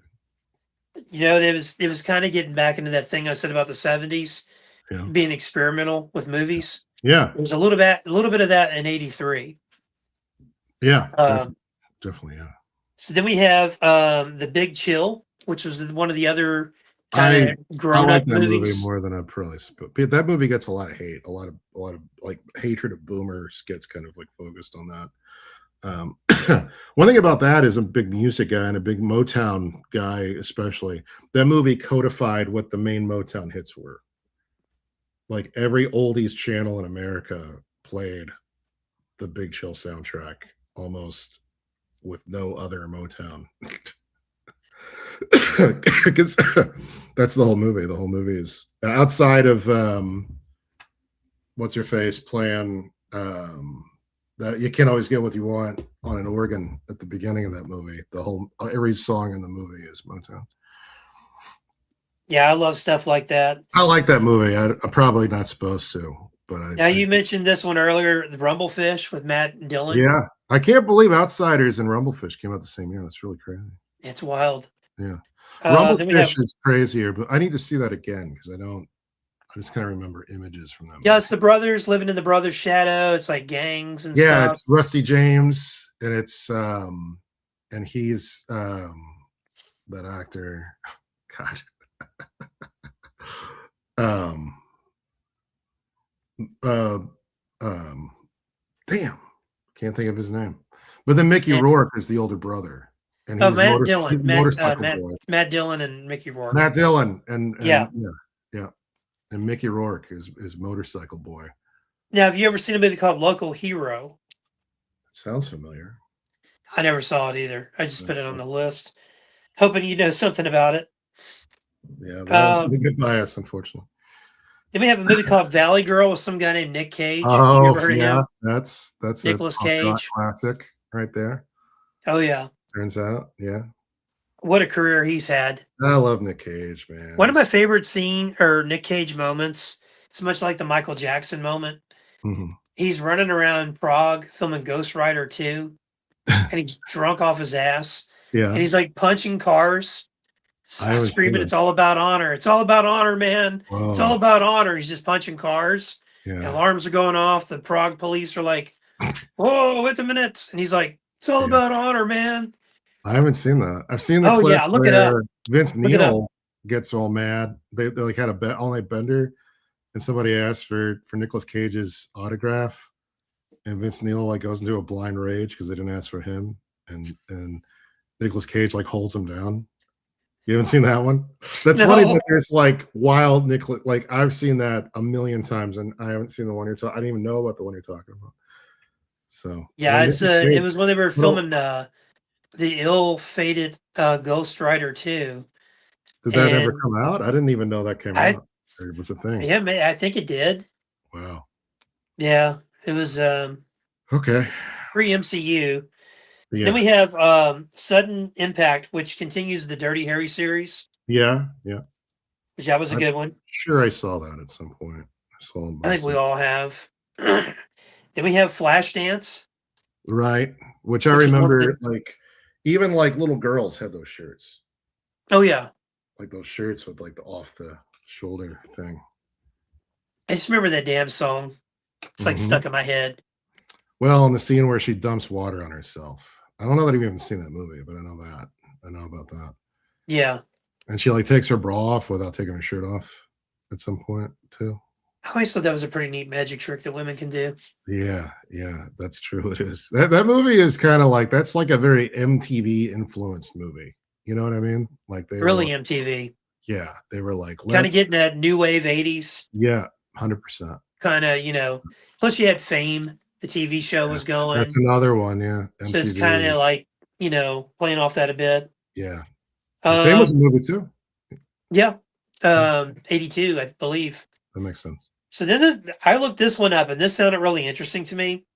Star Chamber, starring Michael Douglas. I don't know what that is. So it's about a judge who hires a hitman to kill criminals to get off during the trials. And that's the name of the movie? Yeah, Star Chamber. It makes it sound like it's going to be science fiction. No, that's what I thought. I was like, Star Chamber. Why haven't I heard of this one? Yeah. That would actually I kind of want to see that. Then Kevin, believe mentioned earlier, Christine, that's on the list. Oh yeah. Another Stephen King movie. Right. Then we have Brainstorm. You remember that? Yeah. I would have thought that would have been after 83. That had some wild special effects with that like snake person, whatever. That feels like an 85 movie too, Yeah. That doesn't. But it's 83. Yeah, that thing's crazy. Then we have wild. Then we have Octopussy. Yeah. One of 2 Bond movies that year. Yeah. And the other one was Never Say Never Again with Sean Connery. Yeah. I got to which was a remake of Thunderball. Yeah, right.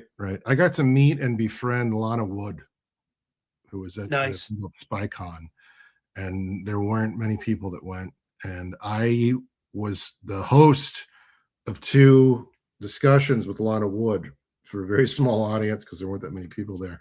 And I basically got to talk to her for like a total of like 4 hours across those. And what I always do when I talk to those types of people is like, I'm not going to make this woman talk about, the 3 minutes that she's in that movie for all that time. So we just talked about everything else. And like, we didn't talk about her sister any more than she wanted to. I didn't press her on any of that. But she talked about being on Peyton Place and just what it was like to be like in Hollywood in the 60s and 70s and 80s and just like incredible. It's Natalie Wood's sister, correct? That's right. Yeah. Christopher Walken connection there. Yeah. Had some explaining to do there, Apparently not. Well, yeah, I guess he's really riding the clock out on that, dude. Yeah, pretty much. Yeah. Never Say Never. That's it's cool because it's an older Sean Connery playing an older James Bond. Right. Still has it. I just remember it had the Cylon voice, like they're playing that weird game. Yeah. It's like nuclear strike on blah blah blah blah blah. It's here's some trivia. He played Bond one more time. Do you know where? The Rock. No. Be a lot cooler if you did. In the video game From Russia with Love for PlayStation 2, which to this day is one of my favorite games. Oh, that's cool. Old man Sean Connery in to come in and re-record his lines. So that's pretty awesome. So he technically played Bond more than anyone, and he played Bond over the longest period of years. That's awesome. That game rules. One of these days I need to figure out a way to play that again because I used to that was like back when you beat a game and that was it pretty much. But I would go back and like play the cool levels on that game, and it was like the animation of it, like you really moved like Bond. It was just a really cool. And he would like have fights, and he would like do like a karate chop. It was a cool game. I just remember the fight scene in with the really big burly guy in the recreation place. Oh yeah. And he throws the urine, and it's his urine sample, and it burns the guy's eyes and kills him or whatever. He's like potent stuff, and puts it up. Yeah, right. Kim Basinger's in the movie. She plays Domino. The one lady. Not Tia Carrera, but the lady that like looked like her before Tia Carrera hit the movie scene. Proto Tia Carrera of Hollywood. I can't think of this lady's name. Come on, Rocky. Who's the villainess in? Who's the villainess in that movie? That's a very. She's also in Dallas in the Dream Season. Oh, because like you can't trust that woman. She was a villain. Yeah, and she was a villain in Dallas, big time. But yeah, those are 2 really great movies. Yeah. We've got one of Wyatt's friends. His dad is from India, and he knows about the Roger Moore joke. And I was like, I'm going to tell the parents up here that you were in Octopussy playing the Indian agent. Yeah. And he just laughs. And then we were to get together with him. I said, this was normal when he worked with my dad. He had hair and all this stuff. Yeah. So normal if you're watching, Octopussy's a fun movie. Yeah. Cool. So this one always freaked me out as a kid. How many more have you done there? Huh? Are we going to do every movie that came out in 1983? No, we're getting through it. We're almost done here. All right, cool. Was Something Wicked This Way Comes. That's like such a famous title, and I feel like I don't know anything about it. What is that? I just remember watching that on Fox 41. Yeah. It's some like carnival comes to this town, and it's just got a lot of creepy shit in it. I'm embarrassed because I guess was it based on a book or something? Because that's like a famous title. Not 100% sure. Okay. We're bad geeks right now because kind of a little bit. So we'll speed it up a little bit. So we've got The Hunger with David Bowie. Yeah. That's a fun movie. He's a vampire in there. Yeah, Susan Sarandon and man, Bowie was always taking chances. That's for sure. Cat People, The Hunger. Then we have Richard Pryor, Here and Now, which was a stand-up kind of documentary. Yeah, that was pretty big. Yeah. You'll appreciate this one, Fire and Ice. The animated movie, Oh, of course. Yeah, yeah. which Backstreet. Dynamite Comics is putting out a Fire and Ice comic No kidding. that Is has the Backstreet still last around? issue. You know if Backstreet's still alive? I don't Rough know. Backstreet? What a guy. I know the freaking comic. The last issue was probably so many years ago that when the movie came out, Yeah. it's taken so long. Right. Then we have we already covered Never Say Never. We have Mr. Mom with Michael Keaton. Yeah, That right. was his big breakout role Yeah. after Night Shift. He's so good at it. He's a very charming guy. Oh yeah, super cool guy too. Then we have a Chuck Norris movie, Lone Wolf McQuade, and I would recommend people to check that movie out. Really? Yeah. It's a really solid movie. Wow. Yeah, it's he's pretty cool. He's a Texas Ranger. It's a yeah, because I was like, is this a prequel to Walker? I mean, like, yeah. Was it the first time he played a Texas Ranger? Was it kind of? Maybe. Cool. And he's really unconventional. All he does is drink beer. He's got Actually, this he's still souped up. alive. Confirmed. Rocky Bradley, fact checker extraordinaire. Ralph Bakshi. He's got this souped up truck that's really loud that drives fast. But it's a cool movie. It's got some heart wrenching stuff in it, but it's a cool movie. All right. So I recommend that. Then we have Kroll. Oh man, yeah. I really dig that movie, and man, that movie's got everybody in it. The guy, Liam Neeson's in it. Liam Neeson is. Robbie Coltrane's in it. The old one. I don't remember any. When I saw that movie, I was too young to know what anything was. I never saw it in the theater. I remember the ads for it because he had the glaive, that boomerang thing that would kind of awesome. Like it's kind of like Cap Shield, but a boomerang, you know. And one of my regulars is like, "Oh man, you're always watching 13th Warrior. You need to watch Kroll." And he gave me a copy of Kroll, and I tried to watch it, and I couldn't watch it. I thought it was terrible. I mean, and then one day on Tubi, I'm like, "You're always watching the 13th Warrior. You need to watch Kroll." That was an amazing line to draw. And we still watch 13th Warrior from 5 to 7. No, but it is. Is it good? No. Is it? It good? is. No, Both of them are. Go in with a certain expectation. You know what I love about Kroll? I'm going to go on a little thing here. Kroll, Conan, which goes so hard. It goes so much harder than most people remember. Conan 2, even Red Sonja, all those types of movies, like, and including like all the Arnold movies, like those movies are funny without being jokey. Like they're not trying to be ironic. They're not trying to apologize for what they are.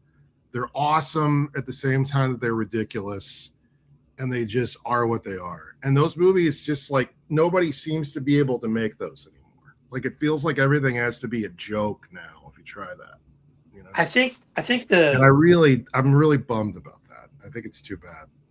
Oh, Conan. I mean, there's some lines in Conan, and that movie still holds up in my mind. I agree. It's one of my top 1980 movies. We watched it not long ago, and I was so into it. It was James Earl Jones is so great. Yeah, awesome. So I'll ask you this because I talked about this because it came out in '82. Mm-hmm. At the end of the movie, when Arnold shows up and Thulsa Doom's giving that big speech, and Arnold's like walking up with the sword, and he's like, he turns around and sees him, and he starts talking to him, and he's like, "I gave you life. Yeah. What life would you have without me?" Yeah, and he lowers the sword. Has a double talk. Yeah. Is he putting a spell on Conan, or is Conan contemplating? That's one of the great questions of film. Because in the very beginning of the movie, Conan's mom is, holding Conan's hand, swinging the sword. Yeah. Thulsa Doom comes up, takes off the helmet. There's this blue-eyed black gentleman with long, straight, beautiful hair. Yeah. His gorgeous eyes, and he's just kind of like doing this, and then he turns his head, and then her head falls off.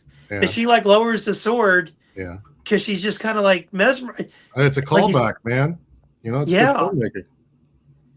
And then he holds his head aloft and they throws it down the stairs. It's so great. Such disrespect. Oh, such a great movie.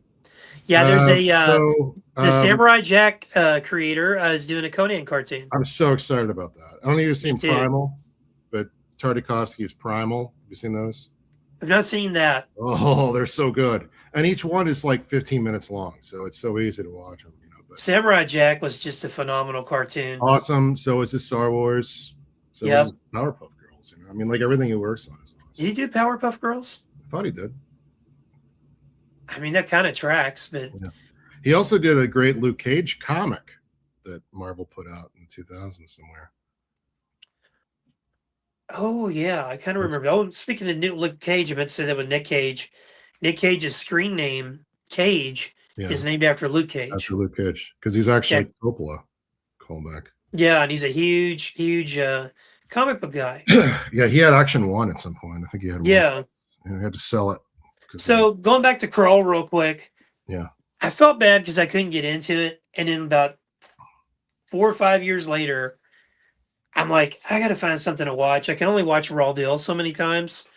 And which I love that movie too. And I'm like, there's Deal so many times. I got to do something about this. Let's watch Kroll. I know. And it was on Tubi, which I love Tubi, and I watched it. And I was like, this is actually pretty cool. Yeah. And if you watch it, the cinematography when they're outside, the scenery, it looks like it was brand new. Yeah, part of it too is maybe you don't want to look directly at it, huh? You kind of want to have it but it's not a bad movie. I actually enjoyed it. You got to know what you're getting into when you see stuff like that, man. Yeah, it's a pretty solid movie. Yeah. So then we have a classic with Rick Moranis, Strange Brew. Oh yeah, Dave Thomas, the other guy in that. That's a big kind of cult classic film. SCTV bits. Now you're gonna laugh at me with this one. I love this movie, DC Cab with Mr. T. Oh boy, yeah. Nick Nolte, or I'm sorry, Gary Busey, Mr. T, the two Barbarian twin guys. Bill Maher in that too? Oh, you know what? He might be. Yeah. I'd have to look that up. Yeah. People forget that he was in a couple of movies and shows. Yeah, right. Yeah, his early career, like he was just going through whatever door opened. But I love that. I can't find it on anything to watch because that would be my 13th Warrior in the shop. Like that would be like the afternoon version. Like we would hit DC Kroll in the morning, DC Cab, then 13th Warrior. DC Cab is another one where I only saw it on regular TV, I think. So I don't know that I ever saw it. I saw some I'd catch it on 41, or I would catch it on hey Kevin, yeah, you like DC Cab too, huh? That was Kevin going all caps on that. Oh yeah.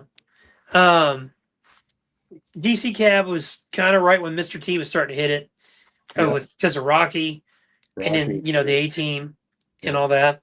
But yeah, I love that movie. Then this one you'll appreciate, High Road to China with Tom Selleck.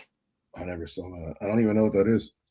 He plays an adventurer, during the what is he? It's like, I don't want to misspeak here. I've technically have never seen it either. I've seen bits and pieces of it. I know. That was kind of like, well, hey, you didn't get to be Indiana Jones, so you can do this movie.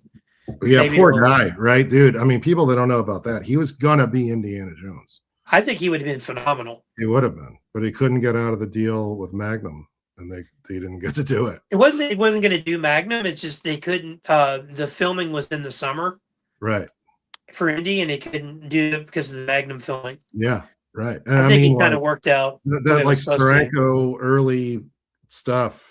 Like the concept art that Steranko did, he drew Tom Selleck, painted Tom Selleck, and all that stuff. That's so cool. Yeah, that's Tom Selleck as Indiana Jones, and then they used his art on the Raiders of the Lost Ark board game.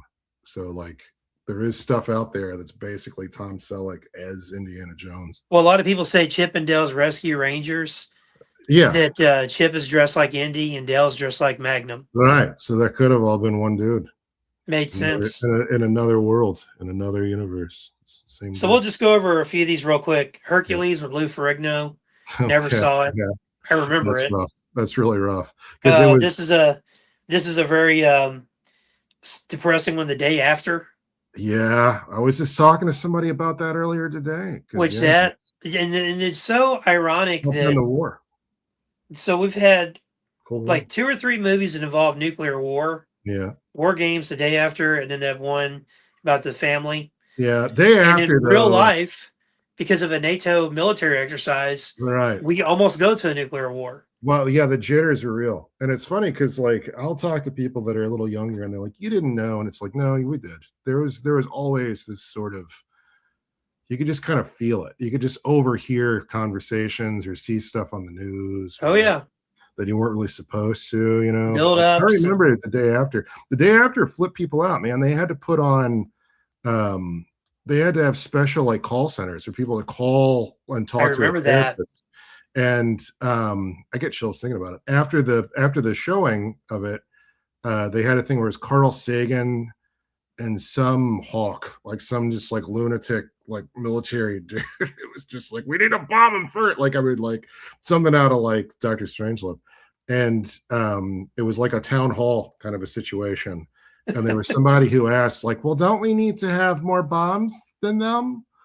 And he said the famous thing, Carl Sagan, which was, imagine a room awash in gasoline.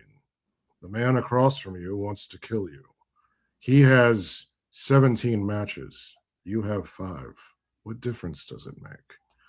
Which was like, oh, yeah, it's grisly. I Even remember worse, the seeing day after is a movie called Threads that was made by the BBC. That's horrifying, horrifying movie. heard of Threads. Everyone should see it once. You'll never need to see it again. I remember everything about it. It's horrendous, disturbing. I mean, I think we're through that. I don't think the world will end through that. I think we're probably good now. But during that time, it definitely felt like it very easily could have been. And that was kind of the beauty of like stuff like MTV and going to the movies, because you're just like, hey, we could die tomorrow. Let's just enjoy life. And that was definitely part of what was in the air in the 80s. You know, the 50s and 60s were pretty tough with that. Yes. The late 60s and the 70s kind of, you had Vietnam, and then the Russians had Afghanistan. Yeah. So they kind of took the attention off of that. Yeah. But then we got back like post Vietnam, post Afghanistan. We hit the 80s, and it's just like, ooh. Yeah. Well, I guess Afghanistan was going on in the 80s. Yeah. Let me backtrack there, but it just seemed like it was never more like this could really just all like we could all die because of a misunderstanding. Yeah. Was really what was like in the wind, so. And thank God that 2 world leaders kind of sat down and. Yeah, and a lot of that was because of that fucking TV movie, man. People don't really like get that. I remember the TV show The Americans, which is great, which is about Russian agents who are a family in America. But they had an episode where it was all about the Americans. And my girlfriend at the time was like 2 or 3 years younger, and she was like, nobody cared about a movie that much. And I was like, it was one of the only times I got real mad at her. Well, I remember like, yes, they did. It was watching The Americans and the episode where Reagan gets shot and Alexander Haig says he's in charge. Right, yeah. The Russians were terrified of him. Yeah. And of course, you got Vice President Bush is like, no, I'm in charge. Right. And Haig's like, I'm in charge here at the White House. And he was all like, take him out, That was because in the show, they were like trying to figure out a way to kill Haig. In the American show, if I remember correctly, because it's been a while since I watched that. It was a good show on FX. I need to watch them all again. They were like, I think there's been a coup in the American government. Yeah, that was what they killed, because they thought Reagan was dead, but he wasn't.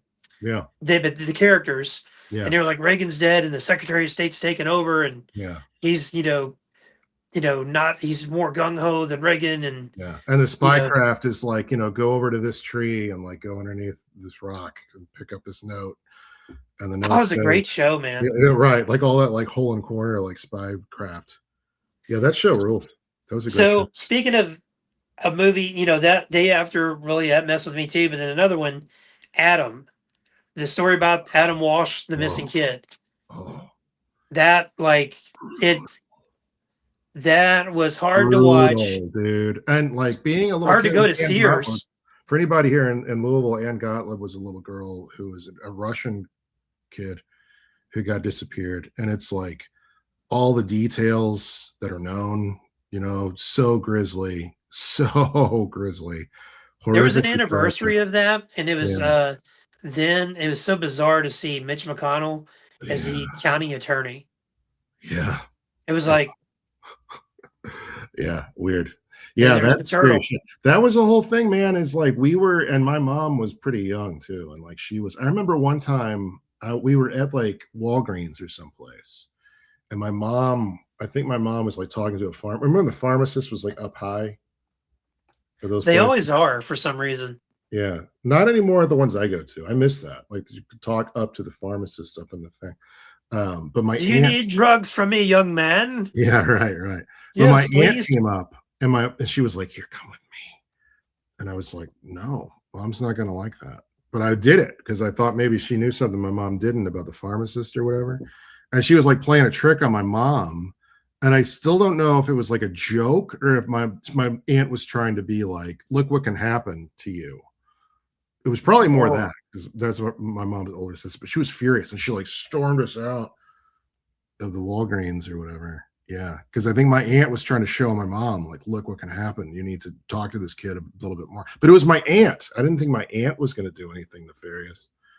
that was a real big reality check because you had the carefree '70s. Yeah, In the yeah, '80s kind of felt like a continuation of that, except right. cooler. Yeah, And then yeah, that happened, and yeah, you're like looking at your friends like any one of us could have been that yeah, kid. yeah. So, and I mean that happened before that, but it just didn't make the news, which is Oh, also that was a bit. I remember when it happened. I remember that movie came yeah, out, yeah. and I think want to say in school they made us watch that, or they brought or That's they talked about it. But I it's yeah, weird because you had.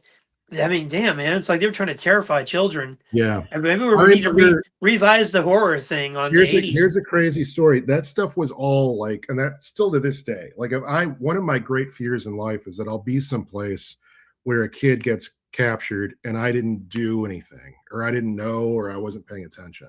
So it's Oh, always a big thing. When I worked in retail, there would be like Code Adam would be the thing, which would mean that there's a kid missing. A mom lost track of her kid, you know.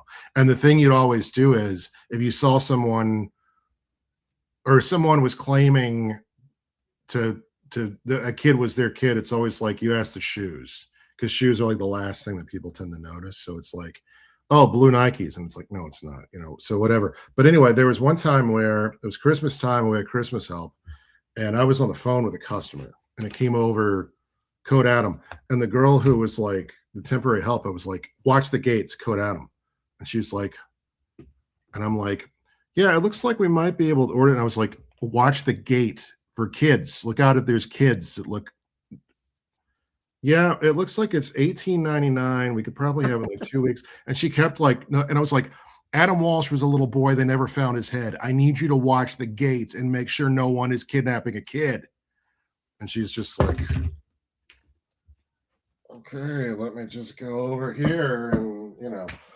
But yeah, it's not healthy the degree to which we fixate, but it also means that we're vigilant. Hopefully, you know what I mean. yeah, and it just and got that and Hey, Adam Golub, yeah, the local version. He was a that redheaded kid. Bacon's on Yeah, Bardstown Road. he found her bike with a melted carton of ice cream.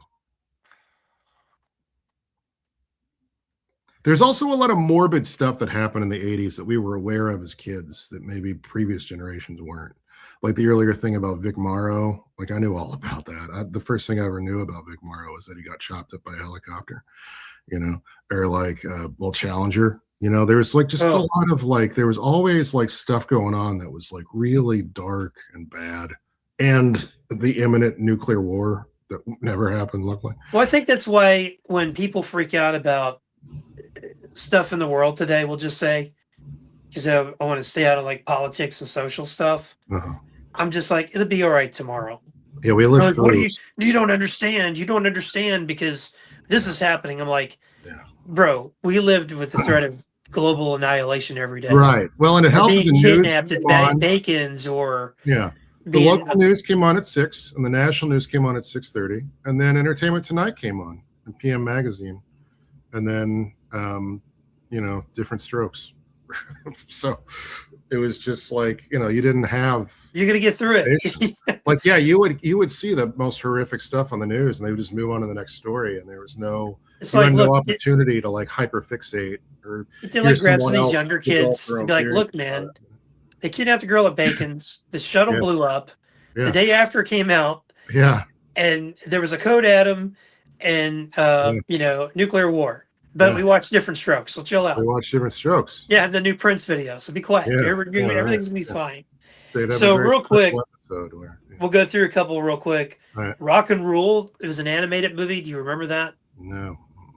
The image. Look it up. The imagery is pretty wild. Breathless with Richard Gere. Oh, cool movie. Then there's Ballsy move to remake Breathless. Great Jean-Luc Godard movie. And Richard Gere is really good in that. And he's super into the Silver Surfer. That's a cool movie. Yeah. that's right. I forgot about that That's a part. cool movie. Yeah, I call him Yes. Surfman. Yeah. Yes, that as soon as I was watching that one night, maybe it was on HBO or something, Yeah. and when Yeah. that hit, I was like, "Oh, let's Yeah. watch this a little further." Full frontal nudity of Richard Gere in that movie that comes out of nowhere, and you're like, "What?" Yeah, not so much that part, but the Silver Surfer part. But Yeah. Yeah. Well, and so he's they have just like he's a ruthless criminal. He's nuts, and they probably would have done better with that movie had they not called it Breathless, just like acted like it was something else. But he also was super into Jerry Lee Lewis, who had a song called Breathless, so that was sort of like part of what. maybe the lady that sewed my mom and I the He-Man figures saw him the frontal and a test screen. He was like, "I'm breathless," Yeah, and then yeah. they're like, "Hey, that's our title. Let's There change it it." is. Let's go. So Let's go ahead and make there's it. a horror movie called The Prey. Did you ever see that? No. Don't know. Man with Two Brains with Steve Martin. Yeah, yeah. Classic. Revenge of the Ninja. Maybe. It's got Sho Kosugi in it. Okay. And then, there are a couple quick ones here, and then we'll wrap up. But Porky's 2, Okay. Yeah. which That's where I'm we like, were in the Porky saga. still never saw Porky's. I was like, why can't I see this cartoon movie? Yeah. My mom and dad were like, we're not seeing Porky's. Yeah, I would see a lot of violence. I would see not a lot of horror. I would not see sexual stuff too much. That was like, I could see Predator, I could see RoboCop. I couldn't see The Night of the Living Dead. I couldn't see Porky's or any of those. Just a couple more, and then we'll get into like what your top 10 of that year in mine was. BMX Bandits. Yeah. Nicole Kidman's first movie. That's a phenomenal. Don't know. It's a fun movie. I just recently rewatched that. Jaws 3D. Oh my God. Which I actually dig that movie. I've never seen it, but that's wild. I remember going to Catholic school. We went to bingo a lot. Yeah. And this kid that was like in 7th grade, 8th grade, and my dad were talking about Jaws 3D, and he was like, that would be impossible because sharks can't swim backwards. They can only go forwards. And I was just like, man, it's like a movie. Yeah. Like, and sharks don't also have like a grudge against humans, like from the Upper East Coast to the SeaWorld, Yeah. But then we had all the Porky movies as a kid. Cheech and Chong, Still Smoking. Oh, wow. Nice. Classic there. And then we had Psycho 2. Oh, which was better than it had any business being. Exactly. Yeah. Then we had Amityville 3D. A little play on words there. Amityville 3D. 3D had a little bit of a comeback in '83. Yeah, it did. It's weird how 3D kind of. It was like a '50s phenomenon. 50s, then it comes back in like the 80s, and then it comes back in the 2000s. The 2000s. Yeah. Eddie and the Cruisers. Oh, okay. Yeah. All right. It's another Easy Money. That's a dumb movie, but I still like it. Easy Money with Rodney Dangerfield. Yeah. Gorky Park. Lee Marvin's in that. I think they play Russians investigating. Yeah, that's in Russia. Yeah. A murder. Yeah. Which I'm like, why do I want to see that? They're going to blow us up after the Prince. Yeah, I'm not friends with those guys. Yeah. Then the Black Stallion returns. Oh, okay. I had a book on record of the Black Stallion. Whoa, buddy. Me too. I never saw the movie. I don't think. I saw the movie. It's kind of a sad movie. There's Paco. It's like a kid on an island with a horse. And I'm a guy with a kitchen table and a cat. How about that? It's like that would be my luck to get. Like some people get stuck on an island with Brooke Shields in the '80s. Yeah, I'd get right. stuck with a horse. Yeah, Okay, literally. so what's your out of all those movies, and maybe some we didn't mention? What's your top 10? I forgot a lot of them probably, but it's going to be Jedi. Definitely is number one. It's almost like you can't like Star Wars almost gets counted out because it's its own. You know what I mean? Oh So yeah, Jedi definitely. I'm going to say Outsiders, Rumblefish.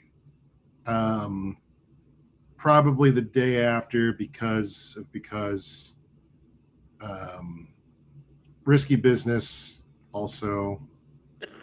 Um, excuse me, how many is that? 6, 7. 6 or 7. Oh well, The Right Stuff definitely rates pretty high. That might be like number 2. And that I don't know. That might be it. That might be my whole list. So my top 10, number one is what it is. The rest of it is in no particular order here. Yeah. So my favorite my favorite movie of that year is Scarface. Okay. Oh well, Scarface too. Scarface is in my list. Come on, hey my Fly Pelican, Fly Pelican. Yeah. I love that movie. Yeah. That's I pretty good. love when sorry Wyatt if you're going to watch this down the road. I love when Manny and Scarface are talking. Tony are talking, and Manny goes over to hit on the girl, Yeah. and Tony gets an ice cream for these kids, and Yeah. he's like, watch my friend make a fool of himself. And you see Manny's talking to the girl, he's rubbing her leg, and he's like sticks his tongue at her, and she slaps him. And he Yeah. goes, "Fucking lesbian," and Yeah. walks off. Because of course that's the only answer. Yeah. That was not him That's the being only reason gross. she wouldn't love that. So Scarface is my number one, and then the rest are in no particular order. Yeah. War Games, Yeah. Trading I can Places, tell you love that one. Yeah. Kroll, Oh, okay. Return of the Jedi, Yeah. DC Cab, Okay. Yeah. Never Say Never, Yeah. Octopussy, Yeah. Christmas Story, and then Lone Wolf McQuaid. Oh yeah, Christmas Story too is going to be. And then two movies, or a movie that honorable mention was The Hunger with David Bowie. Because it's freaking David Bowie and vampires. Yeah. So Pretty good list. yeah, so This has been that's fun. what's that? This has been fun. Yeah, thanks for coming on, man. Yeah, dude. So we're gonna impromptu here in the next few weeks. I think we're gonna do a Star Wars specific show. Yeah, we Rocco is going to join me, and we're going to invite Rocky Bradley, our good friend, to join us. Dude. And I think that would be a great conversation. I might have another guest that might want to come on. So I think StreamYard will let me do like 4 people at once. You don't want to go above 4. It gets to be too many. Yeah, you got one guy that's drawing all the time, and Yeah. one that falls asleep, and one that's angry. Yeah. So I'll reach out to you guys about that. Next week, I'm going to have on one of Louisville's top realtors, and we're going to talk about cartoons and real estate. Nice. Okay. And then the week after, I'm going to have Steve Stovall on to talk about the Kentuckiana G.I. Joe toy show. Yeah, I love Steve. Yeah, Steve's a great guy. You have a good relationship with Steve. Toys. This is and I did this one, and there's also one down here that he can't see because of Paco. Paco's my cat. But yeah, Stovall's great, man, and his show is awesome. Yeah, the people that don't know, the Kentuckiana Joe show, it's this close to being a Joe Fest or Joe Lana or Dallas Fort Worth toy show. I feel like a lot of people come. Yeah, and I feel like a lot of people of influence come. Oh yeah, the vendors have really stepped. They've stepped up their game with vendors. Yeah. Steve and I have gone back and forth about working on bringing in guests. Yeah, which I would love to see more of that. Show. Yeah, I'd love to see like a Sergeant Slaughter, a Larry Hama, Kirk Bazingian. Good list. Yeah, Ron Rudet's been there. That was interesting. Yeah. Hama would be tops. Oh yeah. I don't know. Yeah, I think he would come to that. Yeah. I feel like it. But this has been a really fun show. Really appreciate you coming on. Yeah, thanks for having me on. Yeah, it's always fun to talk to you. For those that don't know, Rocco has a book called Ghost Agents. Check it out. You can actually get it at Zone Comics and Toys. Available at the Zone. And then we also, I want to touch on something. I sent out an email I'm running a special right now. So I've been doing this podcast for about 6 weeks, and obviously, like anybody else, I want to build up my subscriber count and That's what you got to views. do. You got And to so I'm smash doing that a like button. comic book giveaway at the Zone, my store. Yeah. So if you subscribe to my podcast, you can come in and get a $10 or under book off the new book wall and back issue as well. So Cool. you can get two $10 or under books just for signing up. If you've already signed up, all you got to do is sign up, show that you signed up. We'll get you taken care of. If you are already signed up, just come in and say, hey, I've signed up a while back. Get your two free books and be on your way. That's a It's sweet just kind deal. of a thank you to everybody. What a great deal. So Rocko will be in there tomorrow. Yeah, right. Um, Sign up. which were closed on Sundays, but his ghost agent techniques would find a way to get in Find there. a way. I'll get in there. It's like, look, man, I had to call the day after helpline. Let me in. Yeah, I need to right. get my two free books. Yeah, I'm set. But I want to thank everybody for watching tonight. Rocko, thank you for being on. Yeah. Folks, hit like, Everybody subscribe. commenting. Great to see Rocky. Yeah, Rocky, Kevin, Gen X, OG, thank you all for the comments and chat. Anybody that we missed, we're sorry. Yep. Still kind of don't have it set up the way I want yet, but we're working on that. But it's a work in progress. But thank you everybody for watching it. Hit like, subscribe, share it, tell your friends, tell them about that deal. If they're local, that'd be great. Thank you guys for watching the show. Everybody have a great weekend, and we will see you next week with my special guest that I will be announcing in the next couple of days. Yeah. Good night, everybody. Good night.